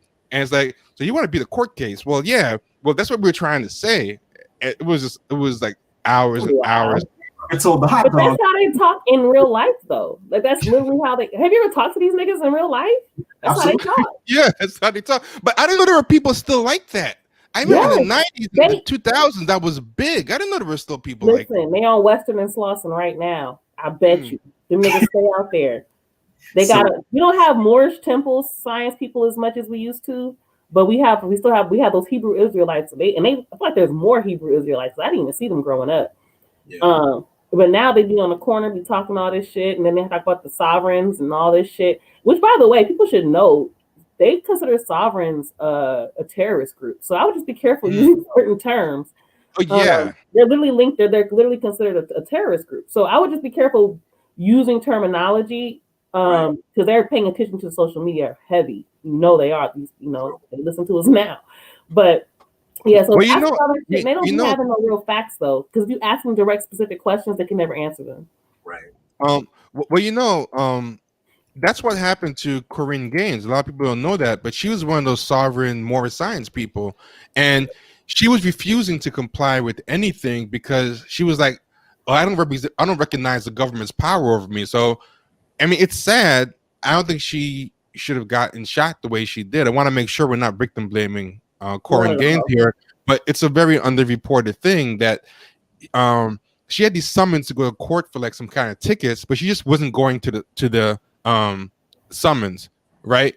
And then she had expired tags, and her thing was like, I'm a sovereign citizen. I don't recognize the American government's power over me.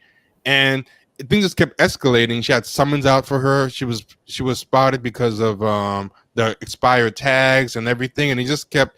And then she had a Mossberg in her place, because she was treating them as like foreign invaders. It was a real mess. So this stuff can get people killed. You know what I mean? But she had some kind of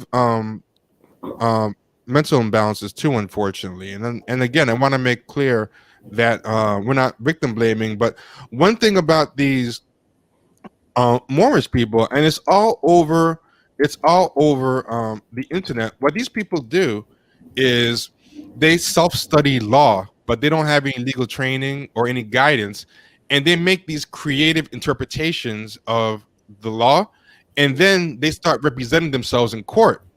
And a lot of them end up getting like the book thrown at them on easy cases because they're like, I don't need legal aid, because they got that's that technology. I don't need any of that. I got the more science, and I understand the law better than the lawyers. And then they go in the court, and then they just bomb and go to jail. And on YouTube, there's a bunch of clips of these guys representing themselves and just bombing.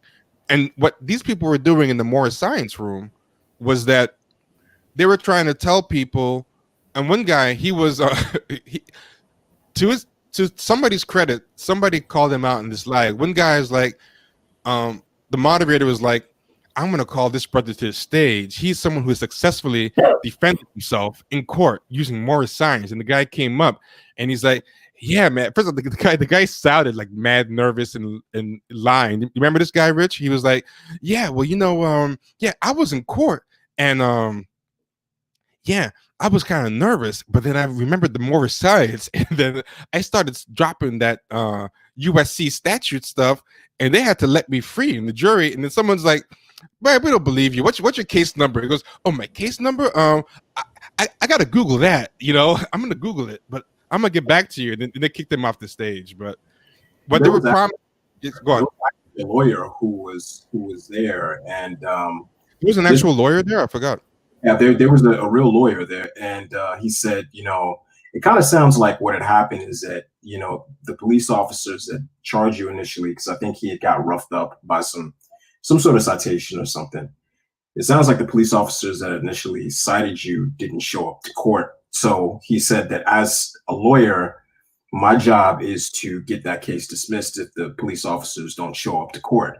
Is that what sounds like happened? But it's like, oh, well, you know, and it was kind of weird. But yeah, you know, T, I wanted to say something. I wanted to kind of speak out about something that you said that was very poignant.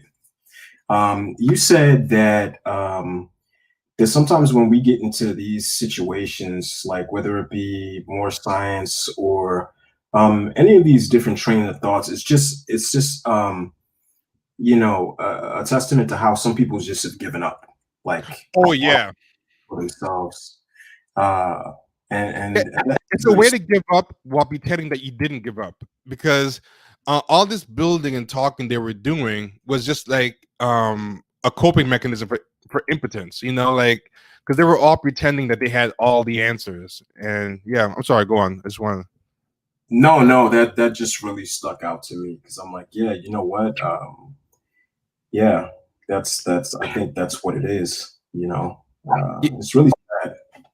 Yeah, I totally think that's what it was. And it was really sad. It was really sad to see, but they were like and people were kind of desperate for knowledge. They're like, just tell us how to beat a court case. It's like, I'm gonna tell you how to beat it, you know, and then it would start giving a long-winded solution. And for after hours and hours, and plus they were all interrupting each other, nobody ever explained anything ever, you know. It was just people but it was acting like it had a plan. And I think that's what these people do. They don't want to admit they gave up, so they come up with all these fanciful solutions and then talk all day, and it feels like action. It feels like planning, but it never is. It's like nothing. And I'm gonna show an example of the Moors in court.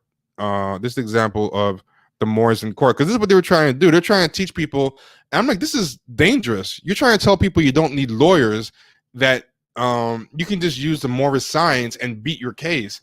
And I'm like, some of these people are going to ruin their whole lives, and nobody ever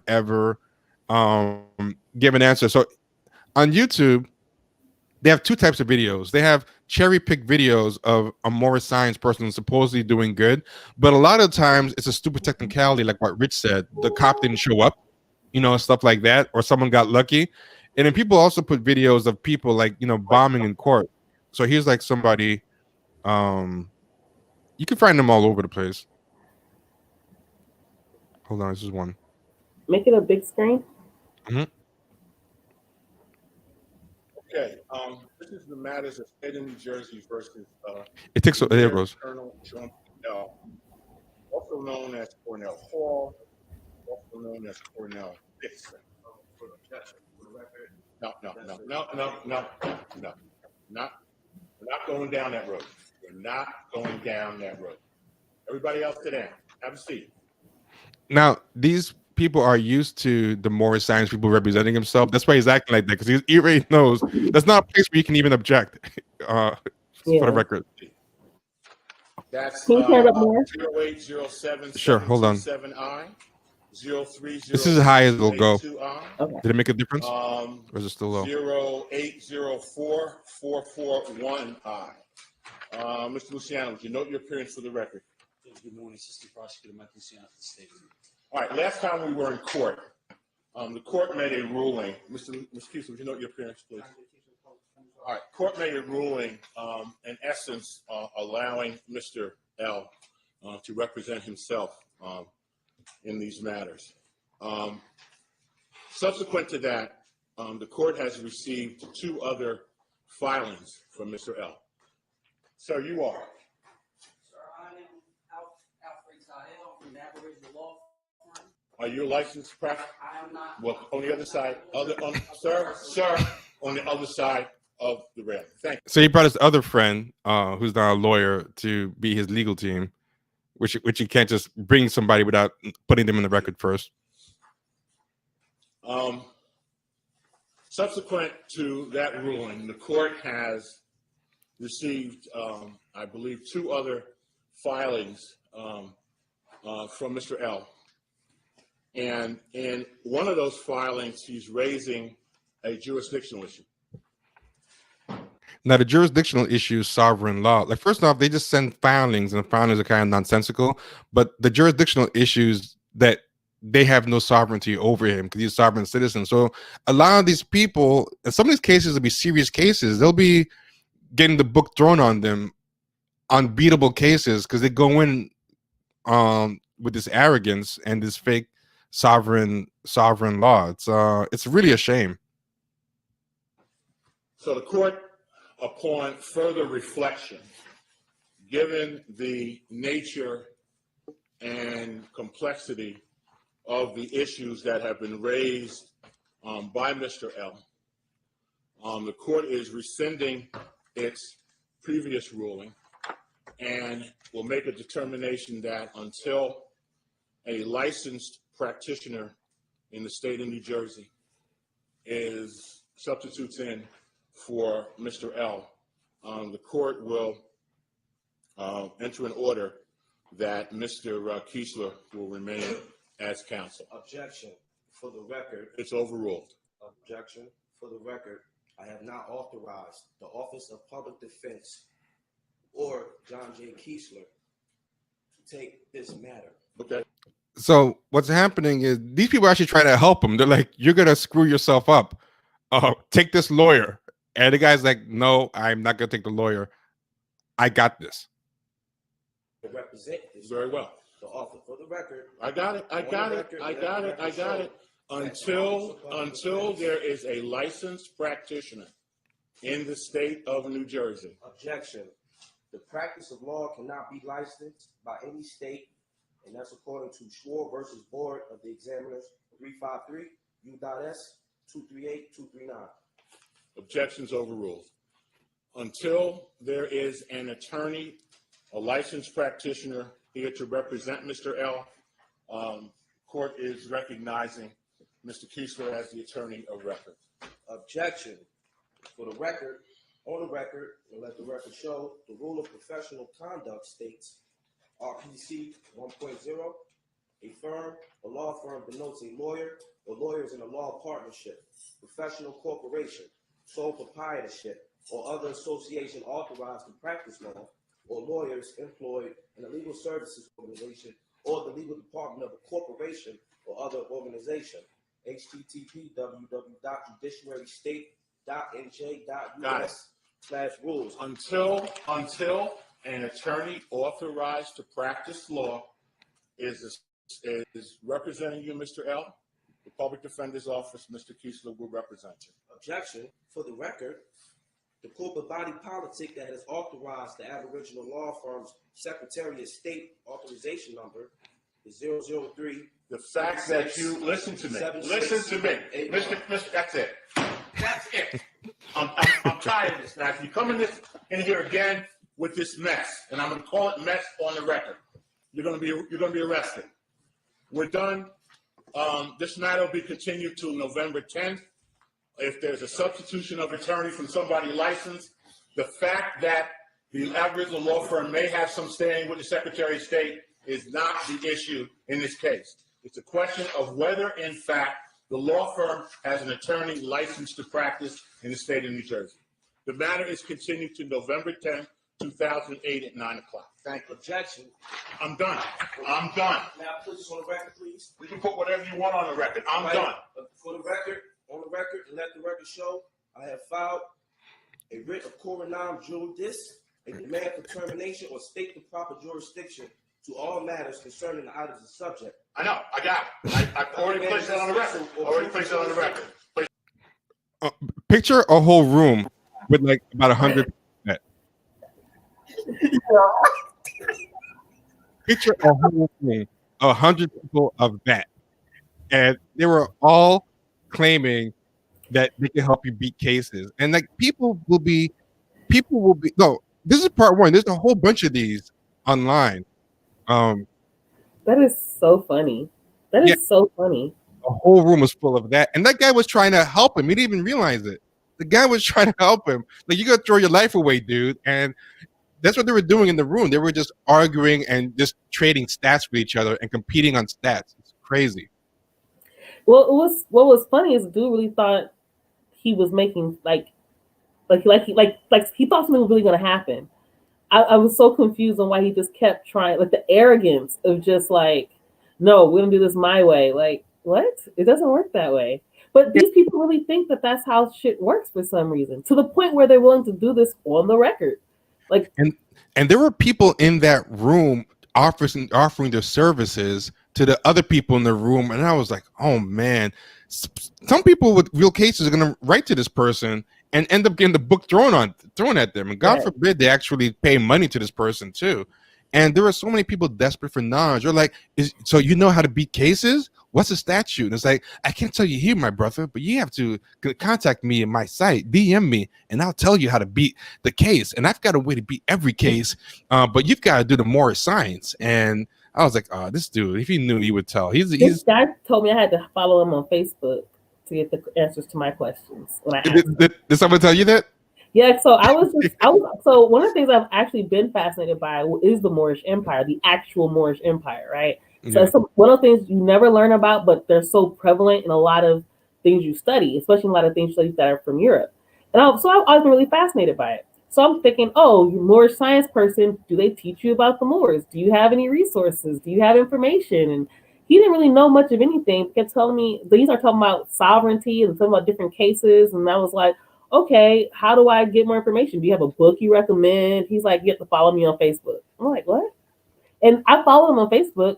I got no information. He doesn't even post anything about it.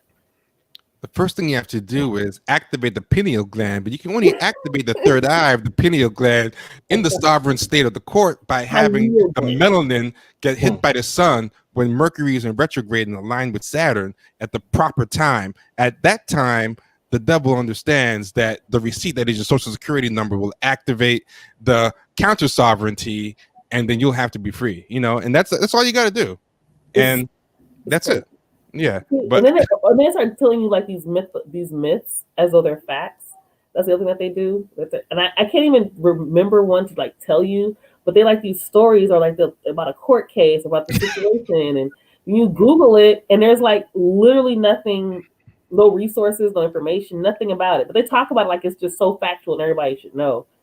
We don't really have any information. It's like the craziest thing to have a conversation with those people. And it was a whole room just full of people. And Adidas and I were like, this has got to be a troll. Like, we cannot believe that this is for real. And they were going on for hours and hours. And these people have read a lot of law. That's a crazy thing. They've read a lot of law, but they've just come up with all these creative ways to interpret them. But then they go into court. But some of the stuff they bring up, a court can't even, like, what that guy was doing, one of the things he brought up was the very nature of the legal system itself. A lower court can't decide. It goes like, according to this, a law firm doesn't really exist, and this is, I'm like, that's above their pay grade. That's a Supreme Court type of. You're basically litigating the Constitution right now. You know what I mean? Like, it's. Nobody takes them seriously. Well, it's kind of an example of like, and like I said, like what I said earlier, like I don't think that what we saw like really is really representative of like the whole. Just like with all things, like you have like certain individuals who go into perverted. It's yeah. I agree. Like, I don't think that's like the original teaching of Noble Drew Ali or whatever. I mean, no matter how you feel about the original teaching of Noble Drew Ali, like this, you know what this is? This is like that Tim Ferriss, LLC, Rock Nation, 4-hour work week type of attitude of, I have hacks, I have a way. It's like when people, it's like Rich Dad, Poor Dad, or all those things that promise you passive income. It's that same hacking the system, get the shortcut mindset, but applied toward like typically hotep things. But it's the same thing. Like everyone's thinking they got all the answers, or people are looking for a quick answer. And someone said like miracle cures. This is a great one.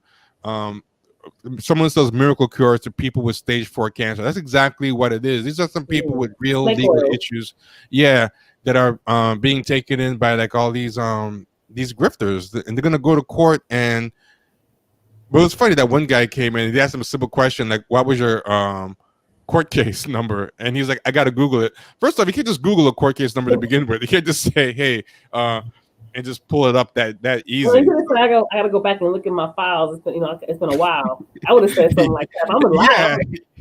I have to Google it. But it's funny because all those are great analogies, because all those groups do the same thing in how they win people over. What they do is they wrap truth and bullshit. But they wrap bullshit and truth. So you're thinking, okay, this is actually some real shit. Yeah, herbs are great for certain shit in your body. And yeah, they can prevent certain great antioxidants that help prevent blah, blah, blah, blah. But you have stage 4 cancer. Like, it's not going to help you here. Or like, they'll tell you half the truth, because it sounds good. The part that sounds good, oh yeah, that sounds real. That's how these guys are. I call them photeps. They're not real hoteps. I call them photeps. Yeah. So the photeps get out here and start talking all this bullshit. And then, but what it is they make it sound good because they're on the pro-black shit. So you think, oh yeah, we on the same side. You feel me? You see the same shit I see. Okay. Then they keep going. Next thing you know, they're trying to make you their third wife. So, and it's a way of checking out of the struggle without actively checking out, because you act like you're fighting the system. You know what I mean? But right. 5 hours in this room. We weren't in the room 5 hours, but the room was going at least 5 hours just based on how people were talking. I think we made it like 20 minutes top before we tapped out. But people were in there for hours, and not a single tactic was actually shared, because all they were doing was they kept cutting each other off or filibustering. And I think in a way they were all kind of helping each other, because by arguing and cutting each other off, nobody ever had to actually get to the solution, So every time someone started acting like they're about to give the answer, they'd either do a digression, or other person would be like, "May I be heard? That is actually wrong. It is not USC section 2, subsection 34B, section this. It's actually USC 2, subsection 34B, subsection 2, subsection L." It's like, no, my brother, you got it wrong. I got it right in front of me. And then another argument came out of that. Yeah. So what do you think, Vita? You gonna jump on Clubhouse? You gonna get that? I mean, I don't have any Apple products at all. So she's doing it out of principle. You said even if you had one given to you, you would not use the Apple product. I never said that. Oh, I thought you did. Maybe someone else told me that. I don't know how to use Apple shit, and I don't like the iPhone. Years ago, I used to, work in hip hop radio, and I have my publication and everything. People would send me shit to download all the time, and on iPhones you couldn't do that. It was like difficult to download directly from anything. So I had gotten Android because you could download from anywhere anytime. So that's why I got into Android, because I had an iPhone at first. And then after that, I was addicted to Android. I like the way they work better. I don't really care for the limitations that iPhone has. I don't even have a Mac. I don't even have an iPad. I love PC everything. So it doesn't make sense for me to even have an iPhone. Yeah. I'm definitely not going to get it just to get on Clubhouse, because these people sound nuts. Yeah. But I like to talk, so it might be perfect for me. I was looking at the chat, and they're talking about Dr. Sebi, and they're talking about Tim Ferriss and all these people. It's interesting because, again, a lot of it is truth wrapped in bullshit. Because, like, for example, even like what he calls people the law of attraction people. So, like, the way they make it sound, what they're doing is they're taking actual things about the brain and how your brain works and making it sound like it's magic and stuff in the universe making shit happen for you, when it's really just how your brain works. So, for example, whatever you're focused on in your mind is what you tend to go after. Whatever you're, so for example, I wanted to work with pregnant teens, right? when I was into it, I kept talking about it, mentioning it to people. Things were happening. I would notice everything about teenagers. Your brain picks up. You ever buy a new car or you get ready to buy a car? Now you can't help noticing all the different brands of cars that are out there, or you notice your car on the street all the fucking time now. It's been driving down the street. You just never noticed it because your mind just wasn't there. So when your mind is on certain things, you begin to notice certain things. And from that, you create more opportunity. It has nothing to do with magic or the universe or manifesting or any of that shit. It's just literally how your brain works and how you pick up information. So what they're doing is they're taking the science and making it sound like it's magic. Now buy my book so I can teach you all the tricks and tips to make it happen. Now, buy my lecture or come to hear me speak when I come to your town, because I'm going to give you all the tips and tricks of magic and manipulating the universe, when all you have to do is get a book on psychology and learn half that shit. Yeah. Quick thing, if you're enjoying the stream, it's just the usual check-in. Hit the super chat if you're enjoying the stream. If you want to support the show by PayPal, you can support it at champagnesharks@gmail.com, or you can hit us on Venmo or CashApp at Champagne Sharks. And as usual, all the information is on the bottom scrolling, so you don't have to hurry and write it down. But also, if you are not able to support that way, at the very least, like, comment, share, subscribe. That is very important too. We're trying to get into 5-digit subscribers across all platforms. So all that helps. It helps us get discovered in the algorithm, and sharing it with friends and family helps us get subscribers. Share it on your social medias right now, because we're going to be here for a little bit longer. So, tweet for people to come in here. All that helps. And I'm sorry, Rich, you were saying something. I just want to get that out the way. I was just going to say, I'm gonna hop on a conference call in about 20. Thanks for having me on. It was nice to meet you, Vita. Nice to meet you. I will definitely go ahead and watch the stream after you guys get finished. And you all have a good day. Wait, you got to watch it while you're working, like a real addict. The real Clubhouse guys do. If you're not risking your job to be a Champagne Sharks fan, then you're not really a fan. You gotta throw your life away. You gotta throw your life away for this. Yeah, like my coworkers will probably be like, "Oh, what's a Wakandan? What is it?" No, but thanks, Rich. It's always a pleasure. Yeah. We always shop it up in the Discord. Rich is good people. Yeah.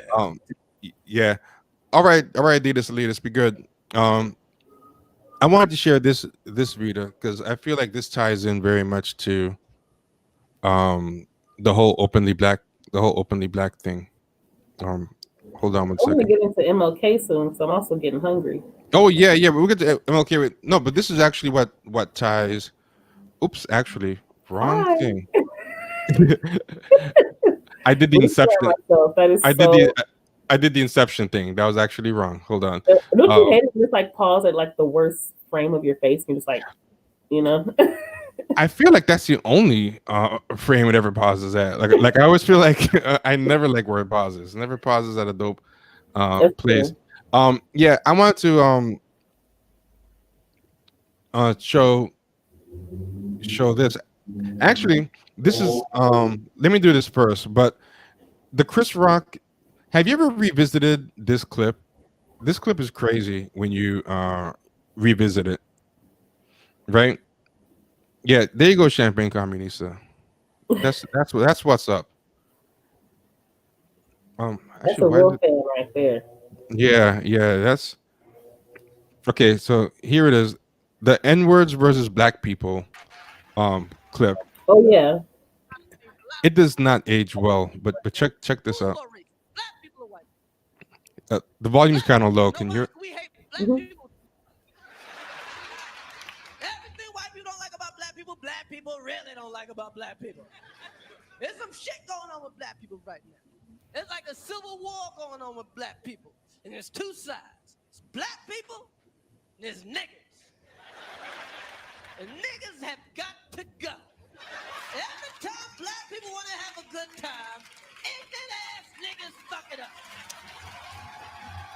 It is really disturbing when you look back, because there was a lot of white people in the audience. A lot of them were cheering. Just thinking that for me is the issue. It's like I understand it if this was like a black family joke type of thing.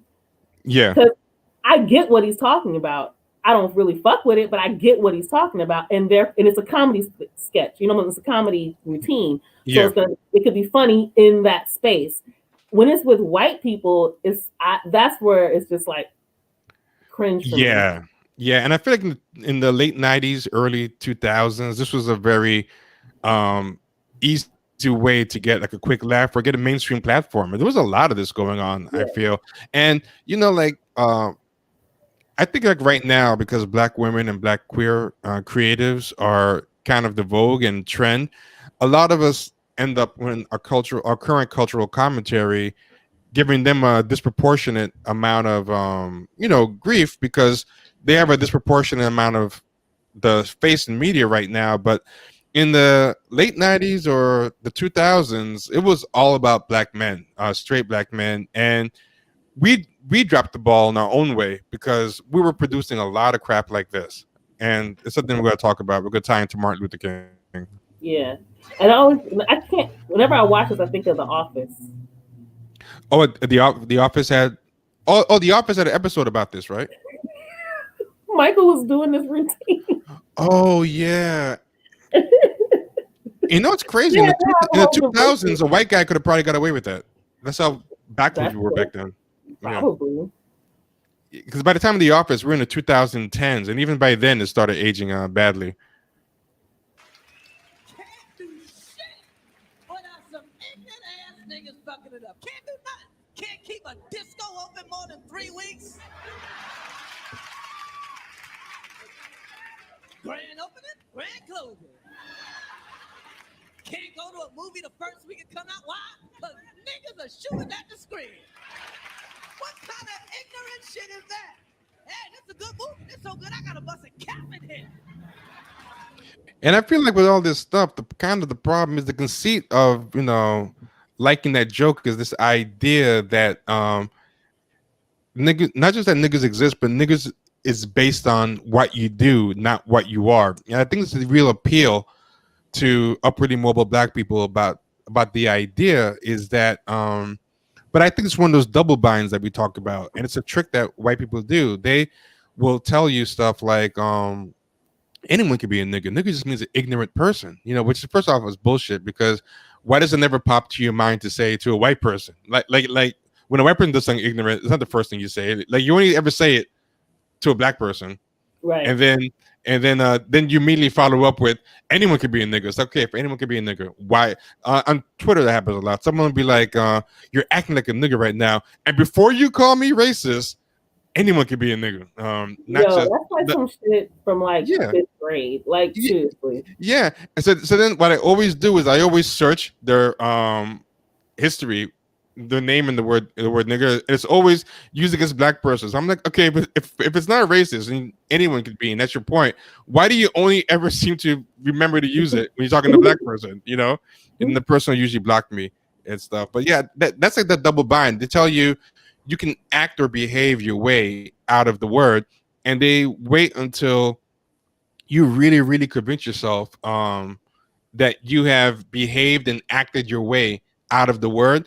And that's the best time to hit you with it, So it's like that's like that double bind. Like they can wait 5 years to hit you with a punchline of a joke, and that's what they can do. They can let you go 20 years thinking that you've respectability your way out of nigger than once and for all, and that's the day that they'll hit you with the word. And to me, I think that's the same place openly Black comes from. Like when they say openly Black, to them they hear that Black people versus N-word joke. Like it's a reminder that you can always be an N-word no matter what. And what I was gonna say is I feel like a lot of stuff that Black men were doing back then, and Kanye came up in this era too, but I think the worst offender of this was, to me, the Boondocks. And I feel like that's what happened with Chappelle. I think they thought they were getting Black guys to do this, to kind of trivialize race and make race about, it's not white supremacy anymore. Now Black people have all the rights. White people have held up their end of the bargain. And now the big problem is niggas. It's black people. We are our own worst enemy. We are our own thing, and in a way that lets white people off the hook, because it's like, white people, you've done your part. All the opportunities are there, and it's up to black people to live up to. It's in their court now. It lets them off the hook. But see, that's the thing. That's part of why, to me, that joke shouldn't leave the community, because it's not a joke. Yeah. Because I'll put it like this: when I work with teens, right? And of course, I know the bigger picture. I know why they're struggling. I see the system and how it works against them. But at the end of the day, when I'm with my kids, I got to tell them what they have to do or what needs to change in regards to how they maneuver this world. So I definitely get having an internal conversation. The other thing is, it being comedy, I feel like if it's an inside joke for us, it should stay on the inside. I don't know. Yeah. I don't agree with the sentiment of it at all. But I don't agree with half the jokes. What was the guy's name? Patrice O'Neal. He had a bunch of horrible jokes, but they were funny, and I understood the context of what I was listening to. So I kind of feel like if there was a way it was just us, I would think, okay, I get it. I don't agree with the sentiment, but it's a joke.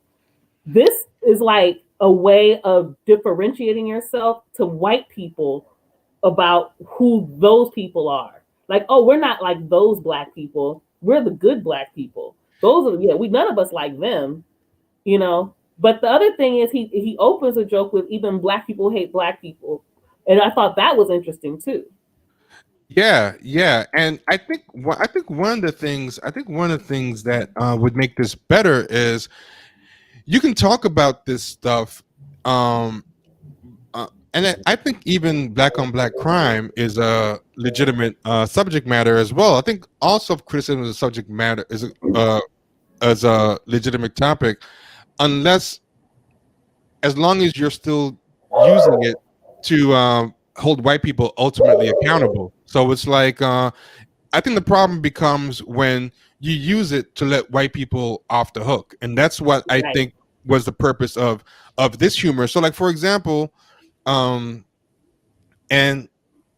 some people were saying, oh, you talk about black on black crime, but look at Self-Destruction by KRS-One, those people back in the day, and they were rapping about black on black crime. I'm like, yeah, KRS-One and them were talking about black on black crime, but if you look at KRS-One's catalog of the era, for every one song he had about black on black crime, he had a ton about history, slavery, white supremacy, and how all that created the black on black crime. He wasn't trying to pisses me off about that example, because I've heard that before too.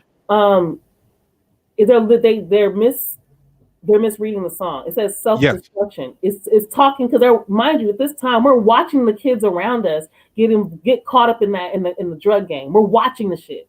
So they're trying to tell those kids, this is what, like, this has to change. It wasn't supposed to be a message for everybody else. It was specifically to those people.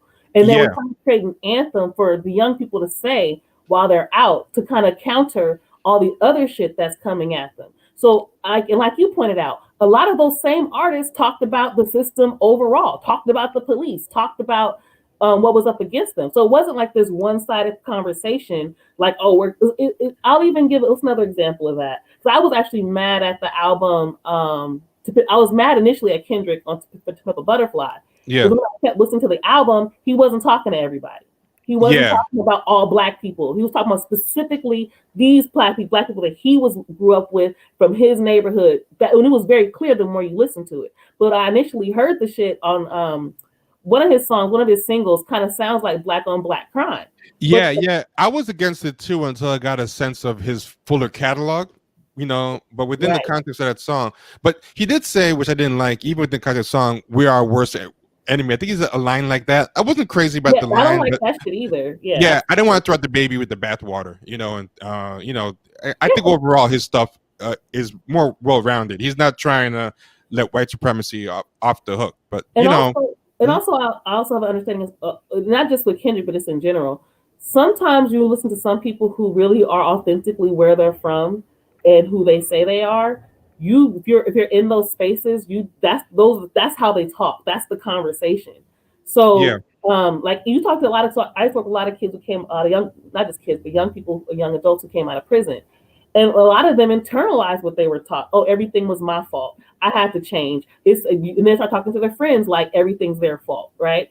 They don't, not because they have this perspective that the system is off the hook necessarily, but one, it was kind of drilled into them that everything's been your fault, and two, they had to make certain changes, and when they did make those changes, they were able to progress. So to them, it was like, oh, it was all my fault to begin with. So I also understand the mentality that exists in a lot of those spaces where Kendrick is, or J Rock, or whoever else, because I'm actually in those spaces, so I know how it is. So I don't hold that against them too much. Yeah.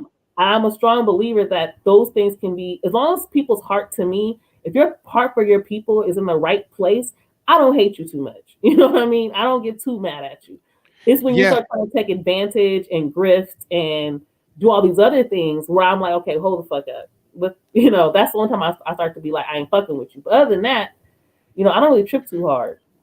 And I feel like that's the tension that that Dave Chappelle had, was that I think his thing was he had a little too much faith in white people and white liberals and post-racial politics. So he thought he could have those inside conversations with white Dave Chappelle. Oh. He thought he could have those inside conversations around and with white people, and the white people were enlightened enough or post-racial enough to laugh at it the same way a black person would laugh at it. But the white people really wanted him to continue and reinforce the strain of Chris Rock's version of that joke. And to Chris Rock's credit, he has disavowed that joke and expressed his regret for it, to his credit. And the reason he said it was he said that it emboldened white people too much, which I think he could have gone further in why it was fucked up, but it's better than nothing. But if you ever hear Dave Chappelle talk about it, he realized he has a moment where he sees a white person laughing on staff at this minstrel, and he realizes he's laughing a little bit too hard, and the laughter is coming from a different place, and he reevaluates his whole thing and his integrity, and he escapes to Africa, and he realizes, this is blood money. I don't want this blood money. And I always say, like, I feel like Aaron McGruder was full on with that N-word versus black people mindset, and when Dave Chappelle didn't want to do it, he popped up and goes, I'll do it and then some. And that brings us to this thing. And I'm going to tie it to Martin Luther King Day after this clip, but I rewatched Boondocks recently, and I'd give him credit. The guy is funny. He writes good humor, but his politics are horrible. It's almost worse that he's funny because it makes the bad politics seem appealing. But have you ever seen this clip?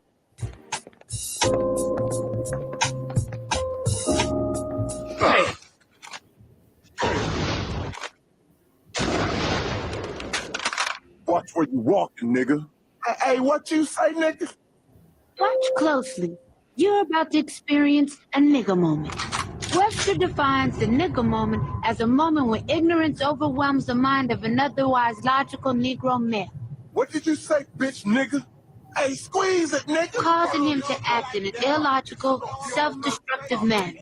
Something that always disturbs me about this. You ever notice the black people who are not the main characters, the Freemans, always have the most grotesque, exaggerated, like demonic looks a lot of the times, like, and they also, to me, a lot more phenotypically look like the Freemans look like anime characters. Outside of the skin color, they're kind of racially ambiguous, but the lips, the nose, the grimaces of the so-called niggas, they look very phenotypically black in the way that the Freemans like a nigga.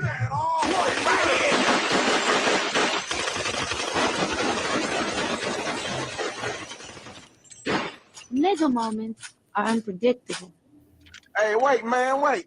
This is stupid. Hey, you right, dog. Look, let's put the guns away and go on about our business. Freeze! But they all end up bad. If they had their own category, nigga moments would be the third leading killer of black men behind pork chops and FEMA. The other thing about it too is it kind of implies that acting like niggas is what make cops kill black people. Yeah, I was about to say that too. I was thinking that exact thing. Yeah. It's a fact. Now let's see how a nigga moment affects a white. Yeah, so I mean that's very much the same. Like there's a black people and there's niggas, and for all the so-called radicalism and Black Pantherness of Huey, he was like, what makes Huey different than Uncle Ruckus at the end of the day, really? You know, it's funny because I remember I like the Boondocks. I mean, I think it's a funny show, and I haven't seen it in a long time. But I remember what made me look at it differently. It was years ago. I was listening to Bomani Jones, and he was saying I guess he had interviewed him, Aaron McGruder, or was talking to him or something. And he said after he talked to him, he got the sense that Aaron McGruder wasn't making comedy for black people. He thought he was making fun of black people. And then I started going back to watch Boondocks, and I was like, "Oh shit, that's exactly what was happening." The R. Kelly one is another example of that. I felt like it was very like demonizing black people. Like the whole thing was like, "Look at black people, look at you." oh guys. yeah, the whole thing is. I mean, so Bomani Jones said that he got that sense from talking to Aaron McGruder. Yeah. Oh, I think he said he either interviewed him or he had talked to him, something like that. And when he said that, it was the first time I clicked in my head. I was like, let me go back and look at this again. So I used to have the comic book. I used to have used to be in the newspaper. Yeah, the comic is not so bad. Yeah, so that's how I got into it. So the first one was in the newspaper, and then I went to the bookstore with my dad once, and I saw the whole book, and so I got it, and I was like, oh shoot, this is really cool. And then when the cartoon came out, I was super excited, and I was into it, but I hadn't really done like the political thought that deep into it yet. I mean, I saw the other shit, the surface shit, like the Uncle Ruckus type shit, and the biracial girl and her dad and all that type of shit. But I didn't really think of it as all of the characters outside of Huey was to make fun of black people. Yeah, and they stay on Uncle Ruckus like too long. Like supposedly he's supposed to judge Uncle Ruckus, but they enjoy those rants way too much for it to just be criticism. Like they indulge Uncle Ruckus anti-black rants like so long, and I think to a degree, like McGruder agrees with them, and Huey honestly agrees with a lot of it. Huey talks about like how is nigga moments much worse than what Uncle Ruckus says about black people, and I figured out this is Uncle Ruckus' real crime from respectability politics dude's point. This is Uncle Ruckus' real crime, because if you look at Uncle Ruckus, he's dark skinned. He's one of those people that's more phenotypically black than the Freemans. His origin story is from the South. He's country. He's Uncle Ruckus's real crime is not that he looks down on black people. It's his uppityness. He thinks that he's better than the black people that McGruder considered himself a class of. Like Uncle Ruckus's crime is that he doesn't realize that he's a nigga too. It's not that he's wrong about niggas. Uncle Ruckus's real crime is that he has, in the war between black people versus niggas, he is a nigga who thinks he's better than a black person. He has skipped the line. He has skipped the McGruders and the Hueys of the world to think that he has reached honorary white status and that he's better than the Hueys. It's his folly that's really, if you read between the lines, the crime of think of it that way. That makes sense, because I haven't seen this in a while, but that makes total sense from what I remember. Yeah, that's what it is. His family, the Bunny Ruckus, and his mother and his father, they are N-words according to the logic. And a real nigga moment is when you're born black. That's the only thing. That's the only nigga moment that matters. You know, the moment that you are born black, you are in white supremacy as a nigga. You know, I really hate that whole image in general of the black people bumping into each other and being hyper reactive about it. Yeah. It's such an exaggerated trope.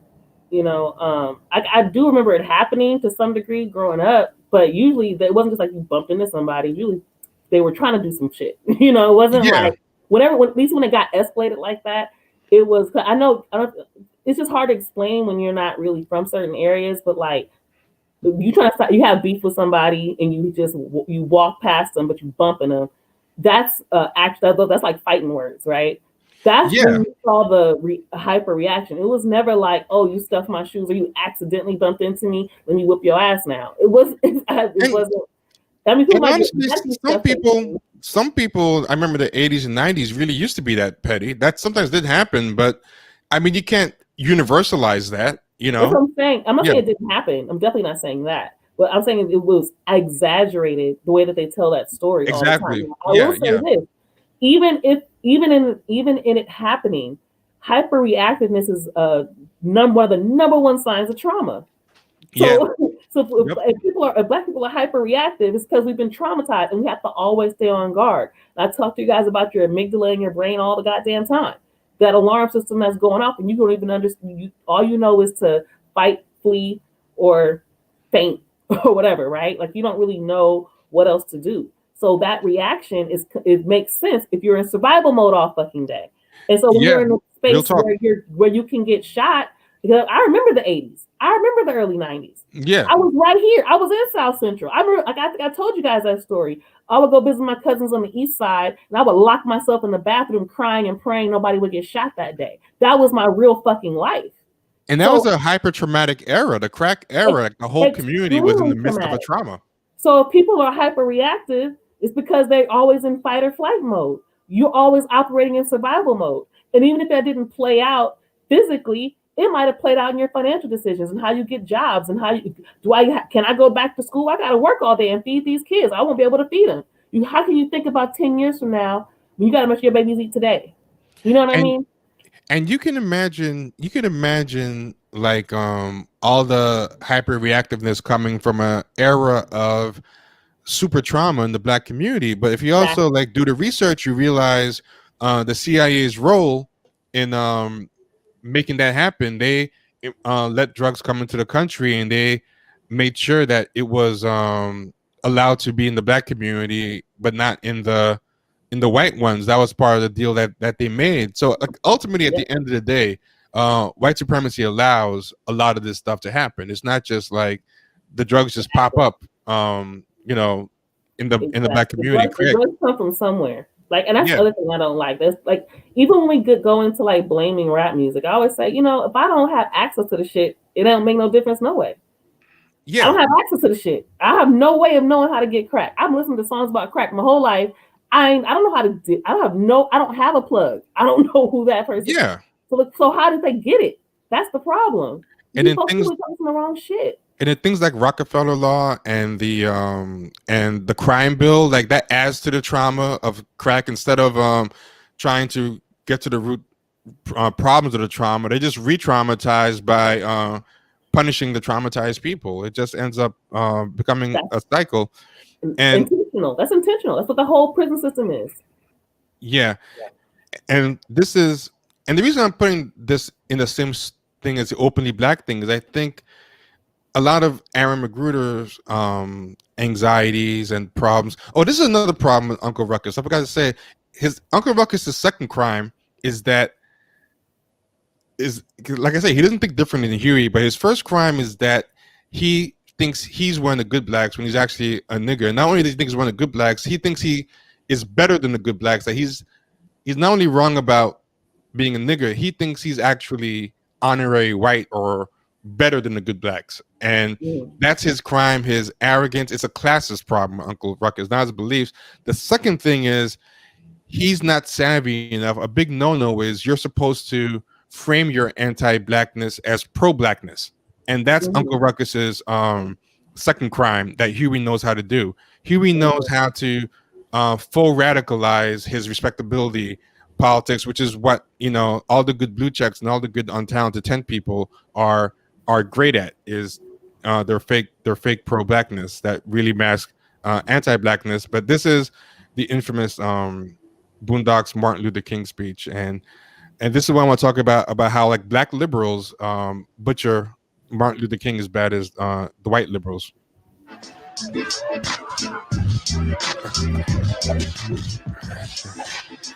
Excuse me, brothers and sisters, please.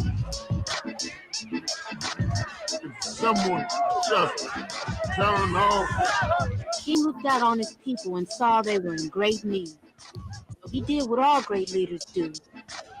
He told them the truth. Will you ignorant niggas please shut the hell up?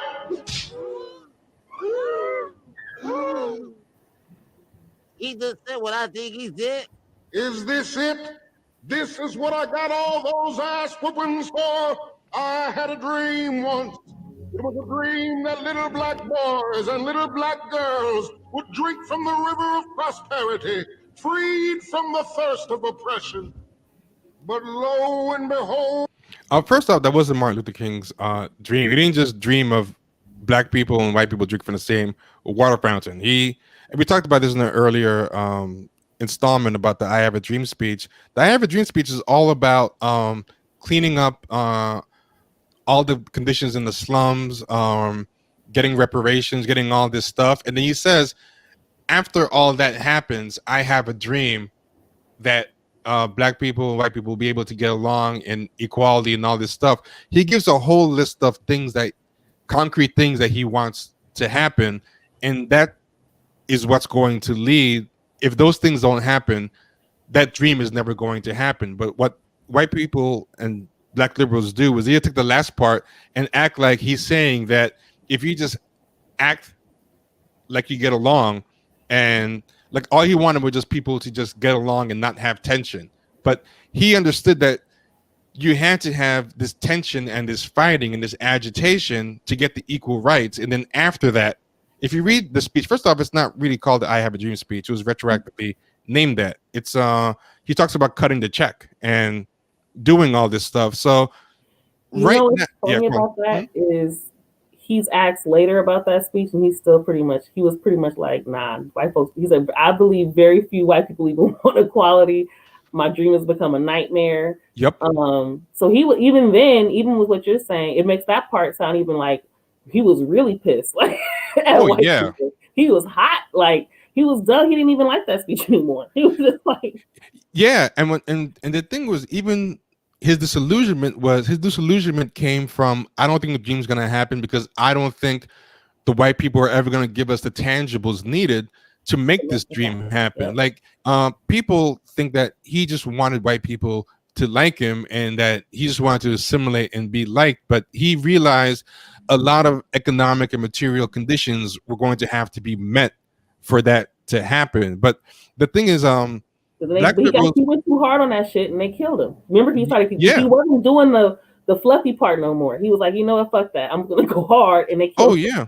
But even when he was supposedly doing the so-called fluffy part, if you look at the first half of the I Have a Dream speech, he's agitating for real things even in the speech. Like, I think even that fluffy period is exaggerated. He went harder, but even in the so-called fluffy period, he's always wanted some kind of tangibles. He always wanted both. Bastardized his story. That's why I always tell people, white people's version of Martin Luther King is inaccurate. Like, we taught that. Remember I talked about the indoctrination station? That's part of it. But black liberals share a similar version. The only difference with their version is they believe in representation should be added to the white liberals version. Like, yeah, the white liberals version is right. He just didn't want to hold hands with white people, but also he wanted you guys to give us so-called talented 10 types more jobs too. So make sure that we get the job teaching your version of Martin Luther King's story. That's the only difference between the white liberal and the black liberals version is jobs for them. Not all black people, just for them. Oh yeah, they love that shit. Decades later, what have I found but a bunch of trifling, shiftless, good-for-nothing niggas? And I know some of you don't want to hear me say that word. It's the ugliest word in the English language, but that's what I see now, niggas. And you don't want to be a nigga, because niggas are living contradictions. And, you know, I admit, from a comedy standpoint, this part is funny, you know, as bad as I hate the politics. Niggas are full of unfulfilled ambition. Niggas wax and wane. Niggas love to complain. Niggas love to hear themselves talk with hate to explain. Niggas love being another man's judge and jury. Niggas procrastinate until it's time to worry. Niggas love to be late. Niggas hate to hurry. Black entertainment television. And it just keeps going on and on about respectability. Not gonna lie, niggas love to be late. It's kind of real. Yeah. I mean, like, I love being late. Yeah, it's like there's funny aspects of it, but in the context of the larger episode, what he's trying to say in this, when I rewatched the whole episode, was that all the structural stuff is gone. Well, first off, this is the first part I have the problem. Does Aaron McGruder think there weren't so-called niggers in Martin Luther King's day? Because even Malcolm X was one of them himself. You know what I mean? So this idea, you know, white supremacists always try to say, back in the days, the civil rights generation was respectable, but now you guys don't know how to act. He's kind of low-key saying the same thing, that, you know, he thinks that everybody in Martin Luther King's day wore a suit and went to church and everything. And there were slums, there were ghetto people, there were so-called niggers, there were people stabbing each other, pimping, whoring, fighting. In the 60s and 70s, actually, that was really big. And that's when you started having like crime shows like that, right?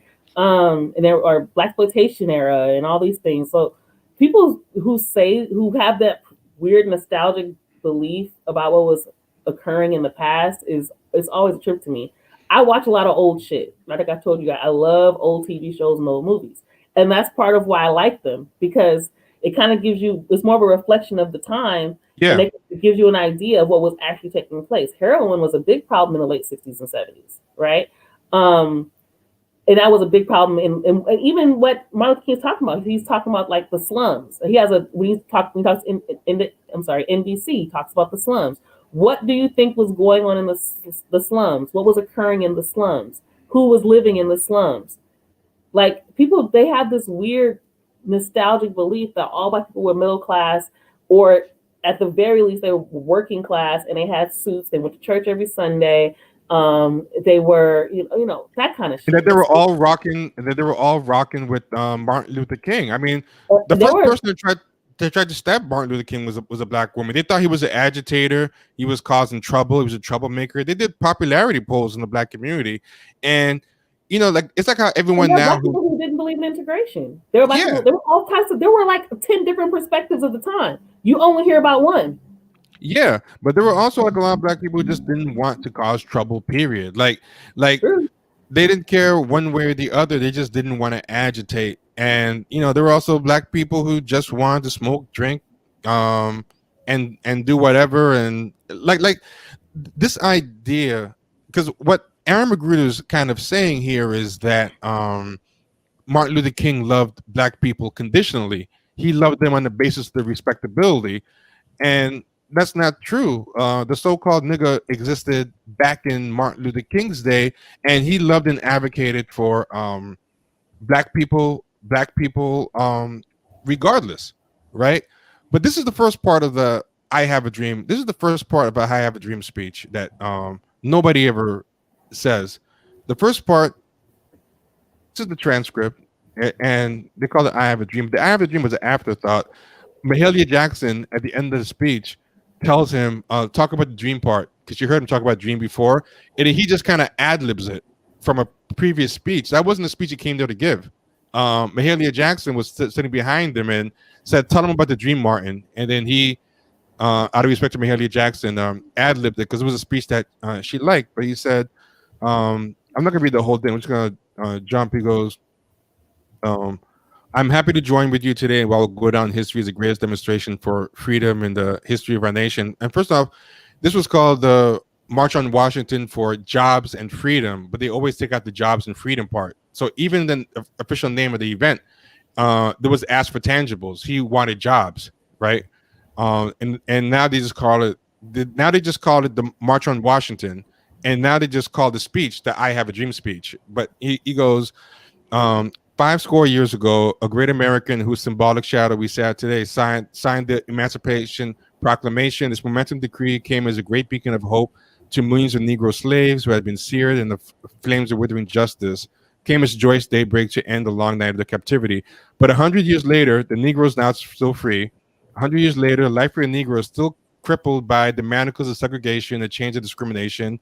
100 years later, the Negro lives on a lonely island of poverty in the midst of a vast ocean of material prosperity. Over 100 years later, the Negro is still languished in the corners of American society and finds himself in exile in his own land. And so we've come here to dramatize the shameful condition. In a sense, we've come to our nation's capital to cash a check. And, you know, they don't say that part. But he's talking about basically reparations, and you need to make us whole financially, because us not being slaves is not enough. Words is not enough. We have real material problems. Like, liberals never mentioned this part. They could have called it the cut the check speech or cash a check speech, but they leave this part out. When the architects of our republic wrote the magnificent words of the Constitution and the Declaration of Independence, they were signing a promissory note to which every American was to fall heir. This note was a promise that all men, yes, black as well as white men, would be guaranteed all these things. It is obvious today that America has defaulted on this promissory notes insofar as citizens of color are concerned. Instead of honoring this sacred obligation, America has given the Negro people a bad check, a check which has come back marked insufficient funds. And then he keeps talking about we've come to cash this check. He says check as much as he says dream. But it's interesting that they retroactively named this I Have a Dream speech, you know. And he goes on, I'm not going to read the whole thing, but he talks about all these different things. He goes to this, we cannot turn back. There are those who are asking the devotees of civil rights, when will you be satisfied? We can never be satisfied as long as the Negro is the victim of unspeakable horrors of police brutality. So he mentions police brutality. It won't be satisfied until police brutality is gone. We can never be satisfied as long as our bodies, heavy with the fatigue of travel, cannot gain lodging in the motels and the highways and hotels of the city. So can't rest until segregation is gone. We cannot be satisfied as long as the Negro's basic mobility is from a smaller ghetto to a larger one. So, you know, they're going to need to be able to live in better conditions. So that's a material ask. We can never be satisfied as long as our children are stripped of their selfhood and robbed of dignity by signs saying for whites only. We cannot be satisfied as long as a Negro in Mississippi cannot vote. So, you know, voting rights and voter suppression, which still happens today. And a Negro in New York believes he has nothing for which to vote for. So he's saying, in addition to being able to vote, the Negro needs something to vote for. A lot of people don't realize Martin Luther King said that. He said voting rights aren't enough. You have to have a black agenda. So he has that in the I Have a Dream speech. No, we are not satisfied, and we will not be satisfied until justice rolls down like waters and righteousness like a mighty stream. So he talks about cutting a check, ending segregation, improving slums, stopping police brutality, giving people the right to vote, and giving people a black agenda to vote for. And he says the word check a bunch of times. He implies reparations. He says that there's a promissory note that America has owed as a result of slavery, and they still haven't paid it, and they're coming to cash that check. Then at the end, he says, I have a dream that one day this nation will rise up and live out the true meaning of its creed. And basically the context of the I have a dream part, which comes at the very end, if you look, this is the bottom third of the speech, is you need to satisfy all these conditions. I have a dream one day we're going to reach a point where this glory day will happen and people will be able to sit together at the table and whatever, but this prescription has to be filled first. If you fill this prescription for money, rights, justice, and a black agenda, then this dream can come true. And then what white and black liberals changed it to be was the dream was the prescription. If you just act this way, the problems are solved. You know, they skipped out all the actual ask and all the indictments of white people and just said, as long as you sit at the table together, as long as you let white kids play with black kids, everything's gonna be okay. You know, that's gonna be the end of everything. So yeah, it's also, now I'm thinking also growing up in school and church, whenever they had the little black boy who sounded like a preacher to get up and do the I have a dream speech, they don't do those other parts either. Yeah. They only quote the I have a dream part, the very end. And so we repeat it, we hear it over and over, and we've made that his legacy as well, even in our own community. Yep. And the same thing with Aaron McGruder. Aaron McGruder he clearly only knows that part of the speech himself. He has Martin Luther King say, just talk about the dream. He didn't say wanted to check like, why isn't Martin Luther King mad to see that all those things he described, the white people didn't make the promissory note? In McGruder's version, Martin Luther King has no problem with that because the black liberal has no problem with that. The black liberal only wants to just act nice and have agreement with white people. So to the black liberal, all the black liberal cares about themselves is just the I have a dream part and the respectability part. But part of the implication of that, of him not being mad at white people, is the implication that white people did their part of the bargain, that we're post-racial, they've done their part, and only and so now the implication of what Aaron McGruder said is that now it's black people who haven't paid their part of the bargain. The white people paid their part of the bargain to Martin Luther King, and now it's up to black people to deliver on the dream. It's an ass backwards. Do you remember? Do you remember that Harriet Tubman movie? Somebody was trying to put a bootleg ass movie. Oh yeah, that terrible movie. Where she travels back she travels from the past to the present. You know, some type of time travel shit, and she's like ashamed of black people because they're sagging their pants. And oh, that's so a different one. Oh, you're talking about the actual Harriet? No, not that movie. You're talking about Harriet. I'm talking about some bootleg ass movie that was on like YouTube or something. Or it was a clip, it was a trailer or some shit. And it was like this woman was playing Harriet Tubman who would come from the past to the future to present day. And she was ashamed of black people and how they were behaving and, you know, things that, which is funny, if you're from the past, you wouldn't know what hip hop is or, you know. Yeah. Doesn't even make sense. And the idea that she wouldn't be happy to see black people not on a plantation. And I was about to say that too. Like, yeah, and making money. Yeah. But that's the thing, like they make the story something negative and they're shame for us. And really it's a ploy to make us change our behaviors because clearly what we're doing is wrong. Not white supremacy, none of that is the problem. But you know, black people dancing is the problem. So it just made me think of those kind of like how the stories about our ancestors are even told to us by us.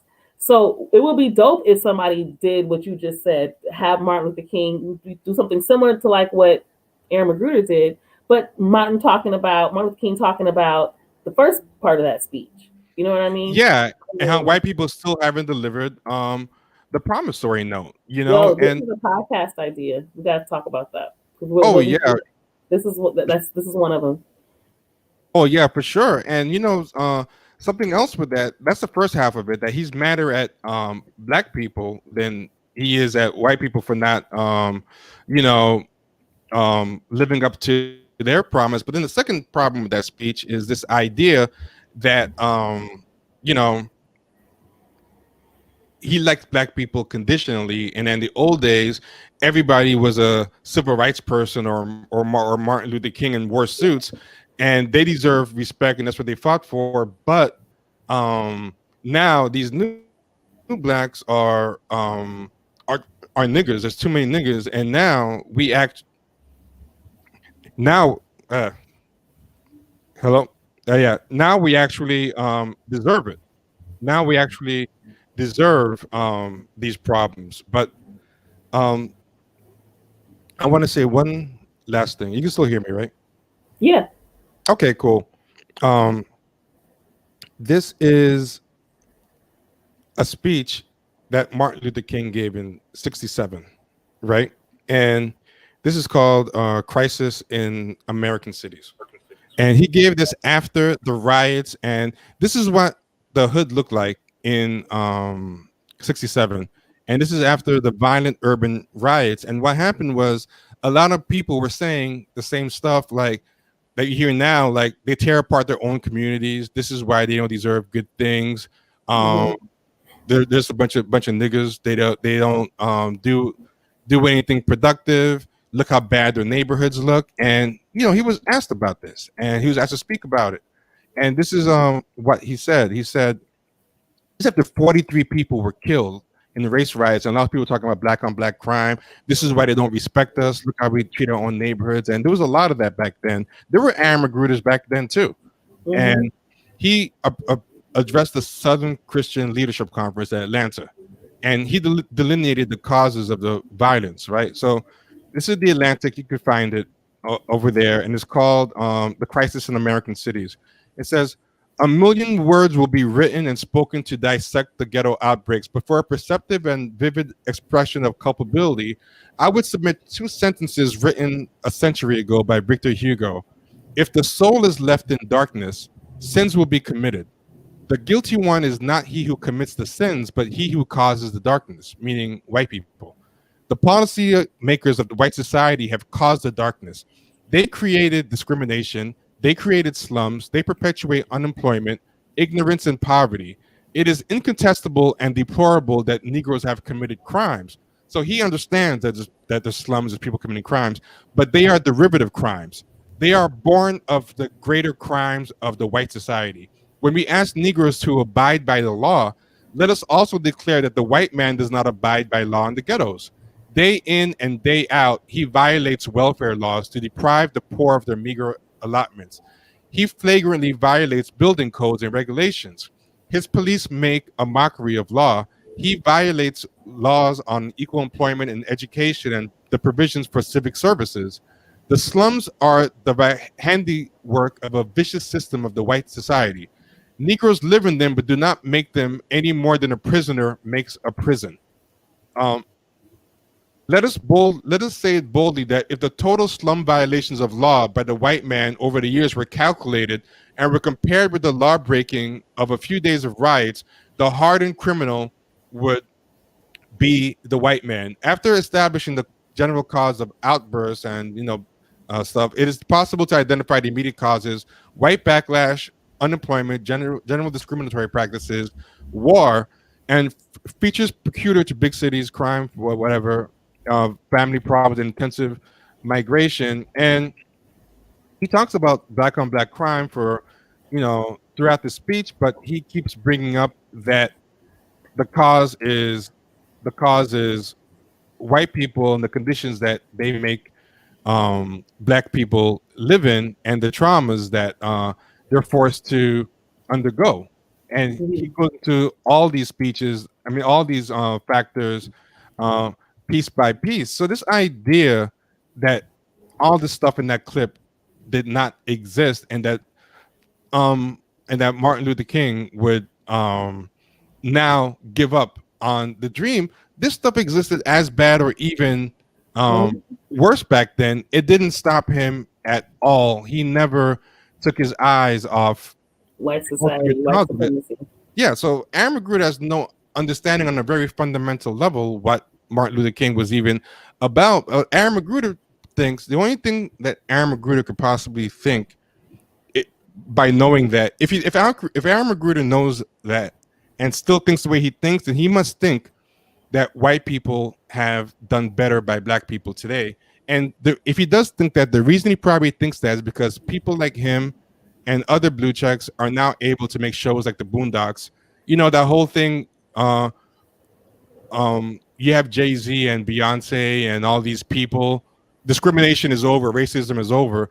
That's the only way I could think about that he could still think this. You know what I mean? Yeah. Right. 100%. But I think that's such a old concept that I feel like should have been debunked. Actually, I thought it was debunked within our community already. In fact, I thought we were saying it against white people who were saying it to us. So I find him to be interesting that he didn't even research.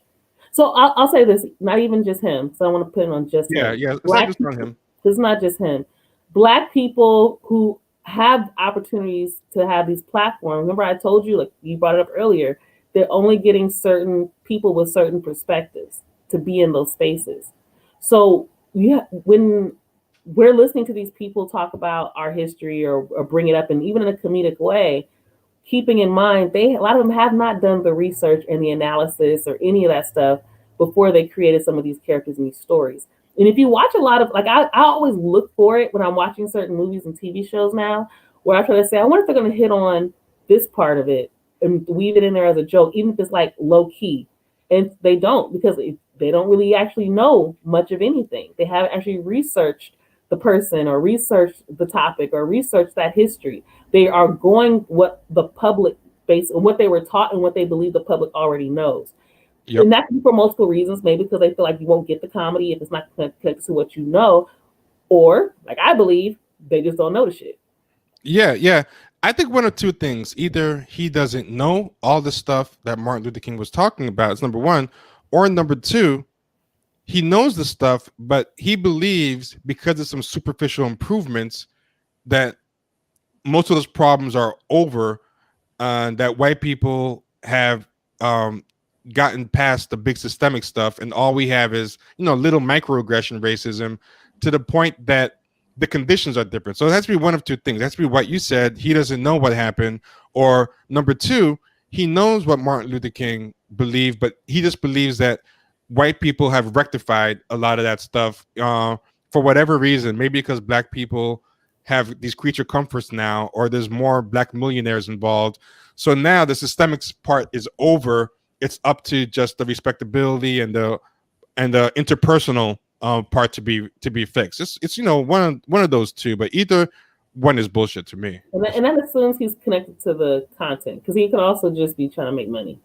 That's true. It could totally just be disingenuous. But I mean, I've seen a lot of things that just make me think he has a lot of toxic. I lean towards that too. So yeah. I feel you. But I was just saying that could all, because not just him, just in general, it could also be some people just know this is what white people want, or this is what the mainstream. They won't say white people. They'll say the mainstream. Yeah. And they're going to go off of mainstream's knowledge about something to write about it or include it in their work. And this is the last clip I want to show is, well, first off, I want to tie it into the openly black thing as saying these anxieties, I think, are the same ones that propel that openly black thing. Like when they see the words openly black in that article, it's, they're afraid of being, it's the anxiety there is the mistaken identity anxiety. They're like, I'm afraid of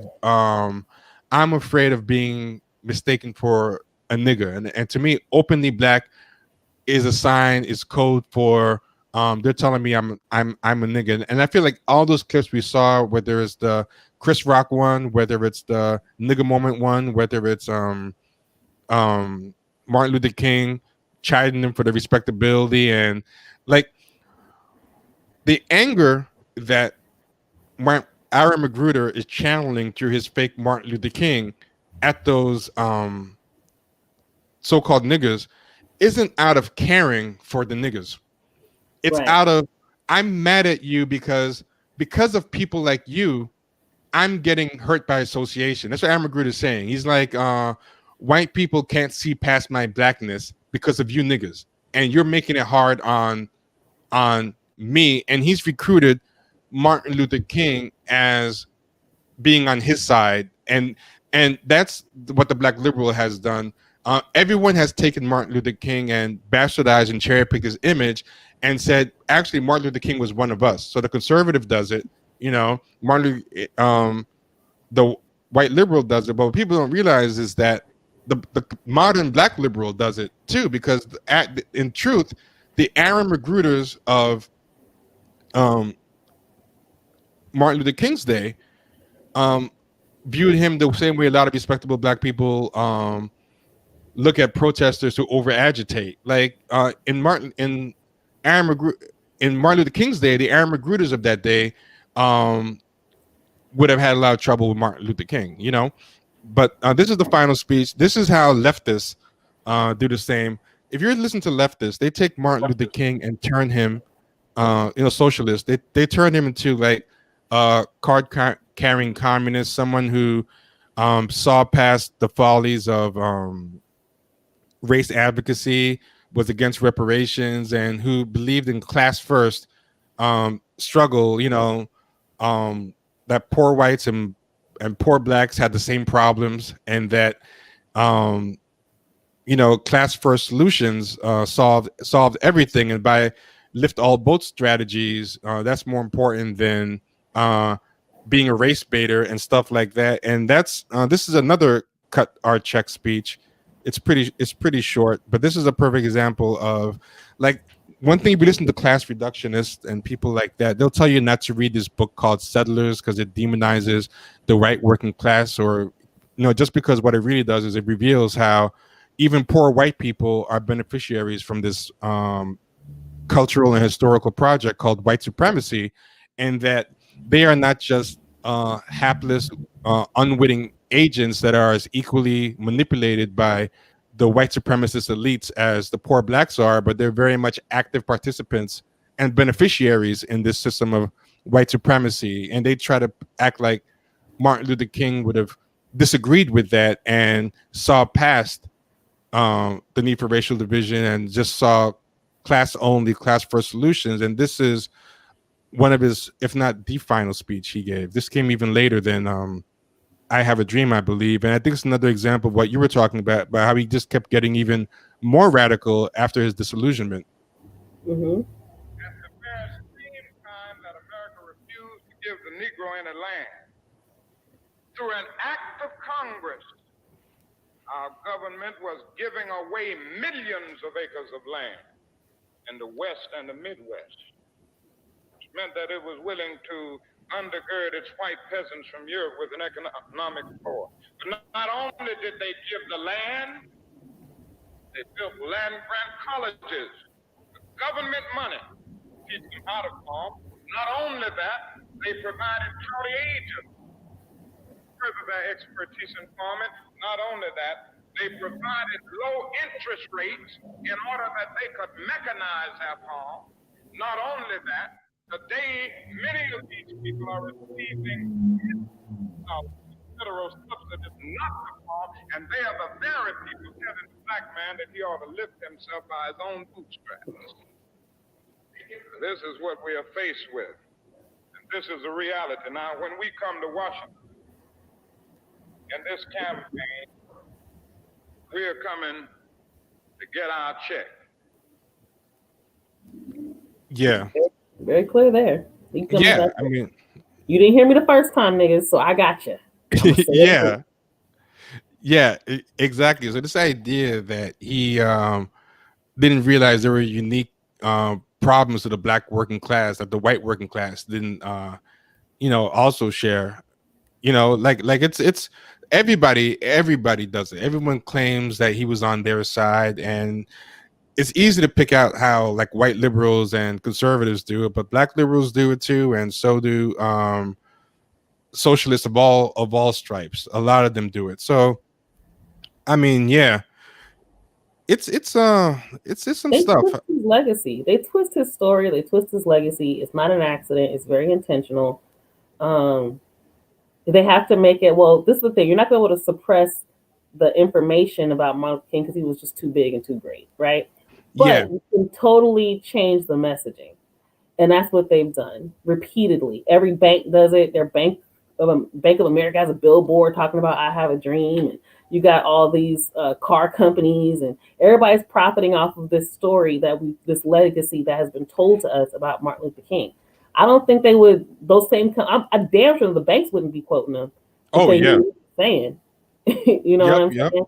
So.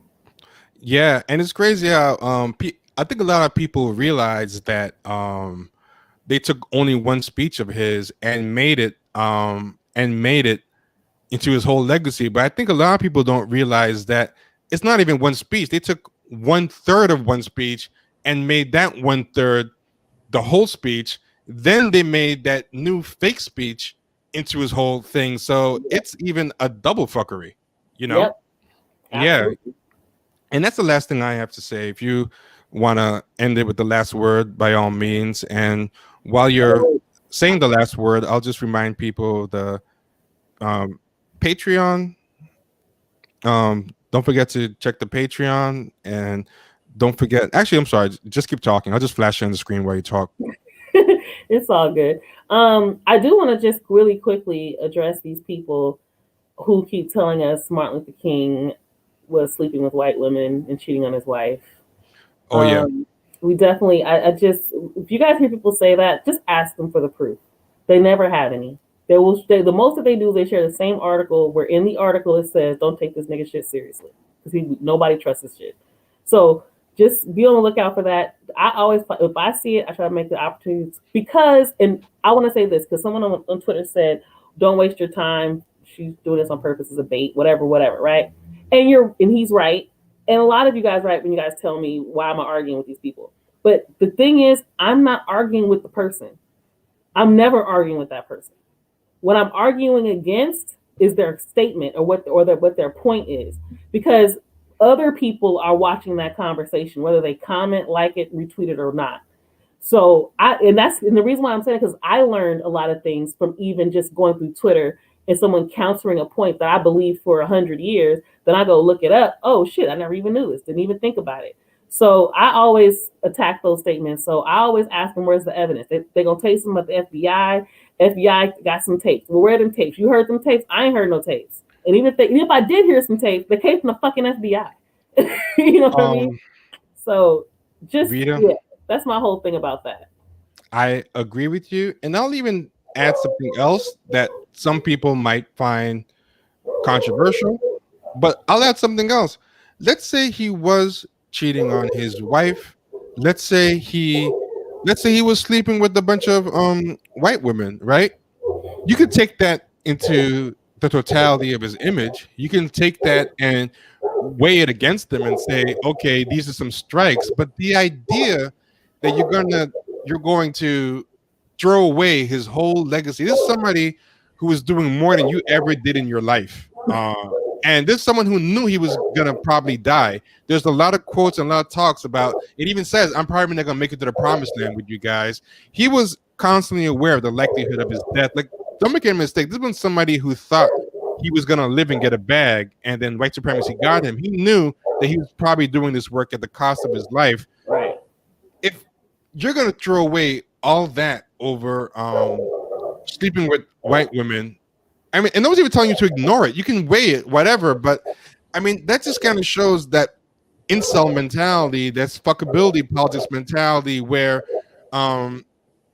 you're basically at that point associating him with every ancient dude who's cheated on you, and that's some kind of weird personal stuff going on. You're a very unserious person. Like, you know, for example, white people talk about JFK all the time. They know he cheated on his wife, and his cheating is far more proven. They have FBI surveillance tapes, all these people. He almost lost national secrets because one of his side pieces was the side piece of a major mob boss. You can look this up. Who JFK? Yeah, JFK. Oh. One of JFK's side pieces was he was so sloppy and crazy with his stuff that J. Edgar Hoover had to go to JFK and be like, you're actually threatening national security because one of your side pieces, her name is Judith Exner. You can look up Judith Exner, right? Judith Exner was supposed to be the mistress of John F. Kennedy, and she was also the mistress of two major mob bosses, Sam Giancana and John Roselli. And basically, J. Edgar Hoover caught it on tape because J. Edgar Hoover surveilled everybody, and he had to tell like JFK, listen, you got to chill. This is national secret. It was a huge scandal, and you don't see white people every single time that JFK gets celebrated, you know, and talk about Camelot and stuff. They say, well, you know, he slept with all these women. You know, he slept with Martin Luther. You know, he slept with Marilyn Monroe. He did all this stuff. You know, he almost threw away national secrets because he just couldn't keep his dick. But we just have some dumbasses who just have to bring. Yeah, no type of when code. I first heard that rumor, well, first time I talked about it on Twitter, the girl was actually saying it doesn't matter, but she was still spreading. She's like, he did, but it doesn't matter. He did do it, but that's what bothered me. Is she kept saying it was true, even though, but then saying it didn't matter, which is fine, but it's not even true in the first place. But also, if it doesn't matter, then why are you saying it? You're full of shit. If it didn't matter, you wouldn't say it. I mean, I think it's unproven, but I also think that. Because I don't like to stop at it's unproven, because that implies if you can prove it, now it's relevant. I think it's unproven, but even if you prove it, I think it's it's I'm gonna look at ridiculous him to different. discredit. I ain't gonna lie. Things like that would make me look at you different. That doesn't You can look mean at him. it You isn't can look at him important different. or wasn't Yeah. isn't great. It's just one of those things in my mind. It's just I think it's just being with white women in general. I think it's just sort of like, okay, I don't know how to take you as a person, but I do think it's important that we don't erase people's entire work and legacy over something that has nothing to do with us. He wasn't cheating on you, so what do you care?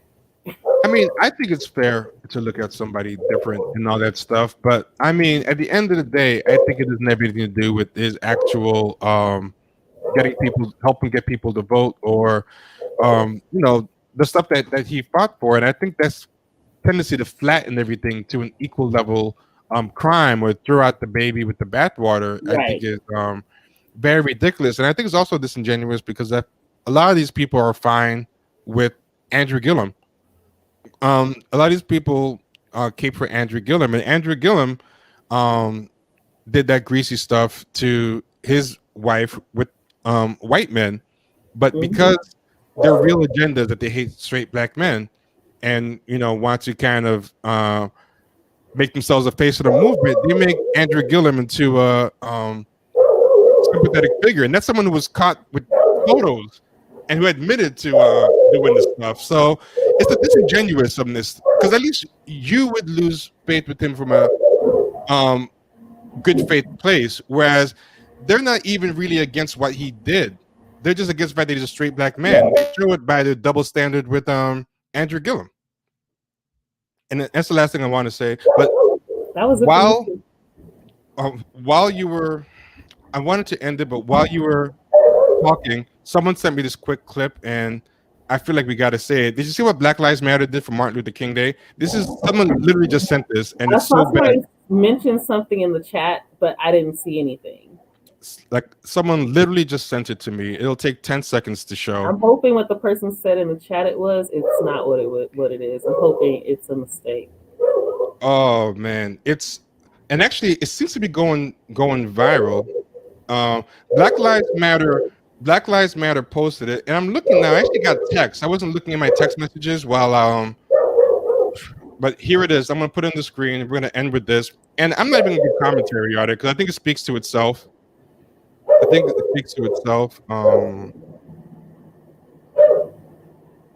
And also, JFK had an affair with that woman for 2.5 years. It wasn't a fling, by the way. This is what Black Lives Matter, the official organization, just posted. Don't show me this shit. Don't. No, oh my God. And this is what they put. So let's take the sound on. I think you might have to like mute for a second because the dog. Okay, so this is what they posted, and it's on their official Instagram. Twerk on Washington. Black Lives Matter Global Network MLK Art Series artist statement. How is this different than those party flyers where Martin Luther King is standing next to strippers and rocking a chain? Twerk on Washington is a declaration of freedom and healing, advocating for the decolonization of over-sexualizing Black women's bodies to reclaim an ancient sacred dance of liberation and wellness, sampling the I Have a Dream speech by the great Martin Luther King Jr. delivered during the March on Washington for Jobs and Freedoms. The shame of traditional African practices is not ours. Trauma is kept in the body, shake it off. And this is what they... Oh, shocked. It's your girl, Shayna.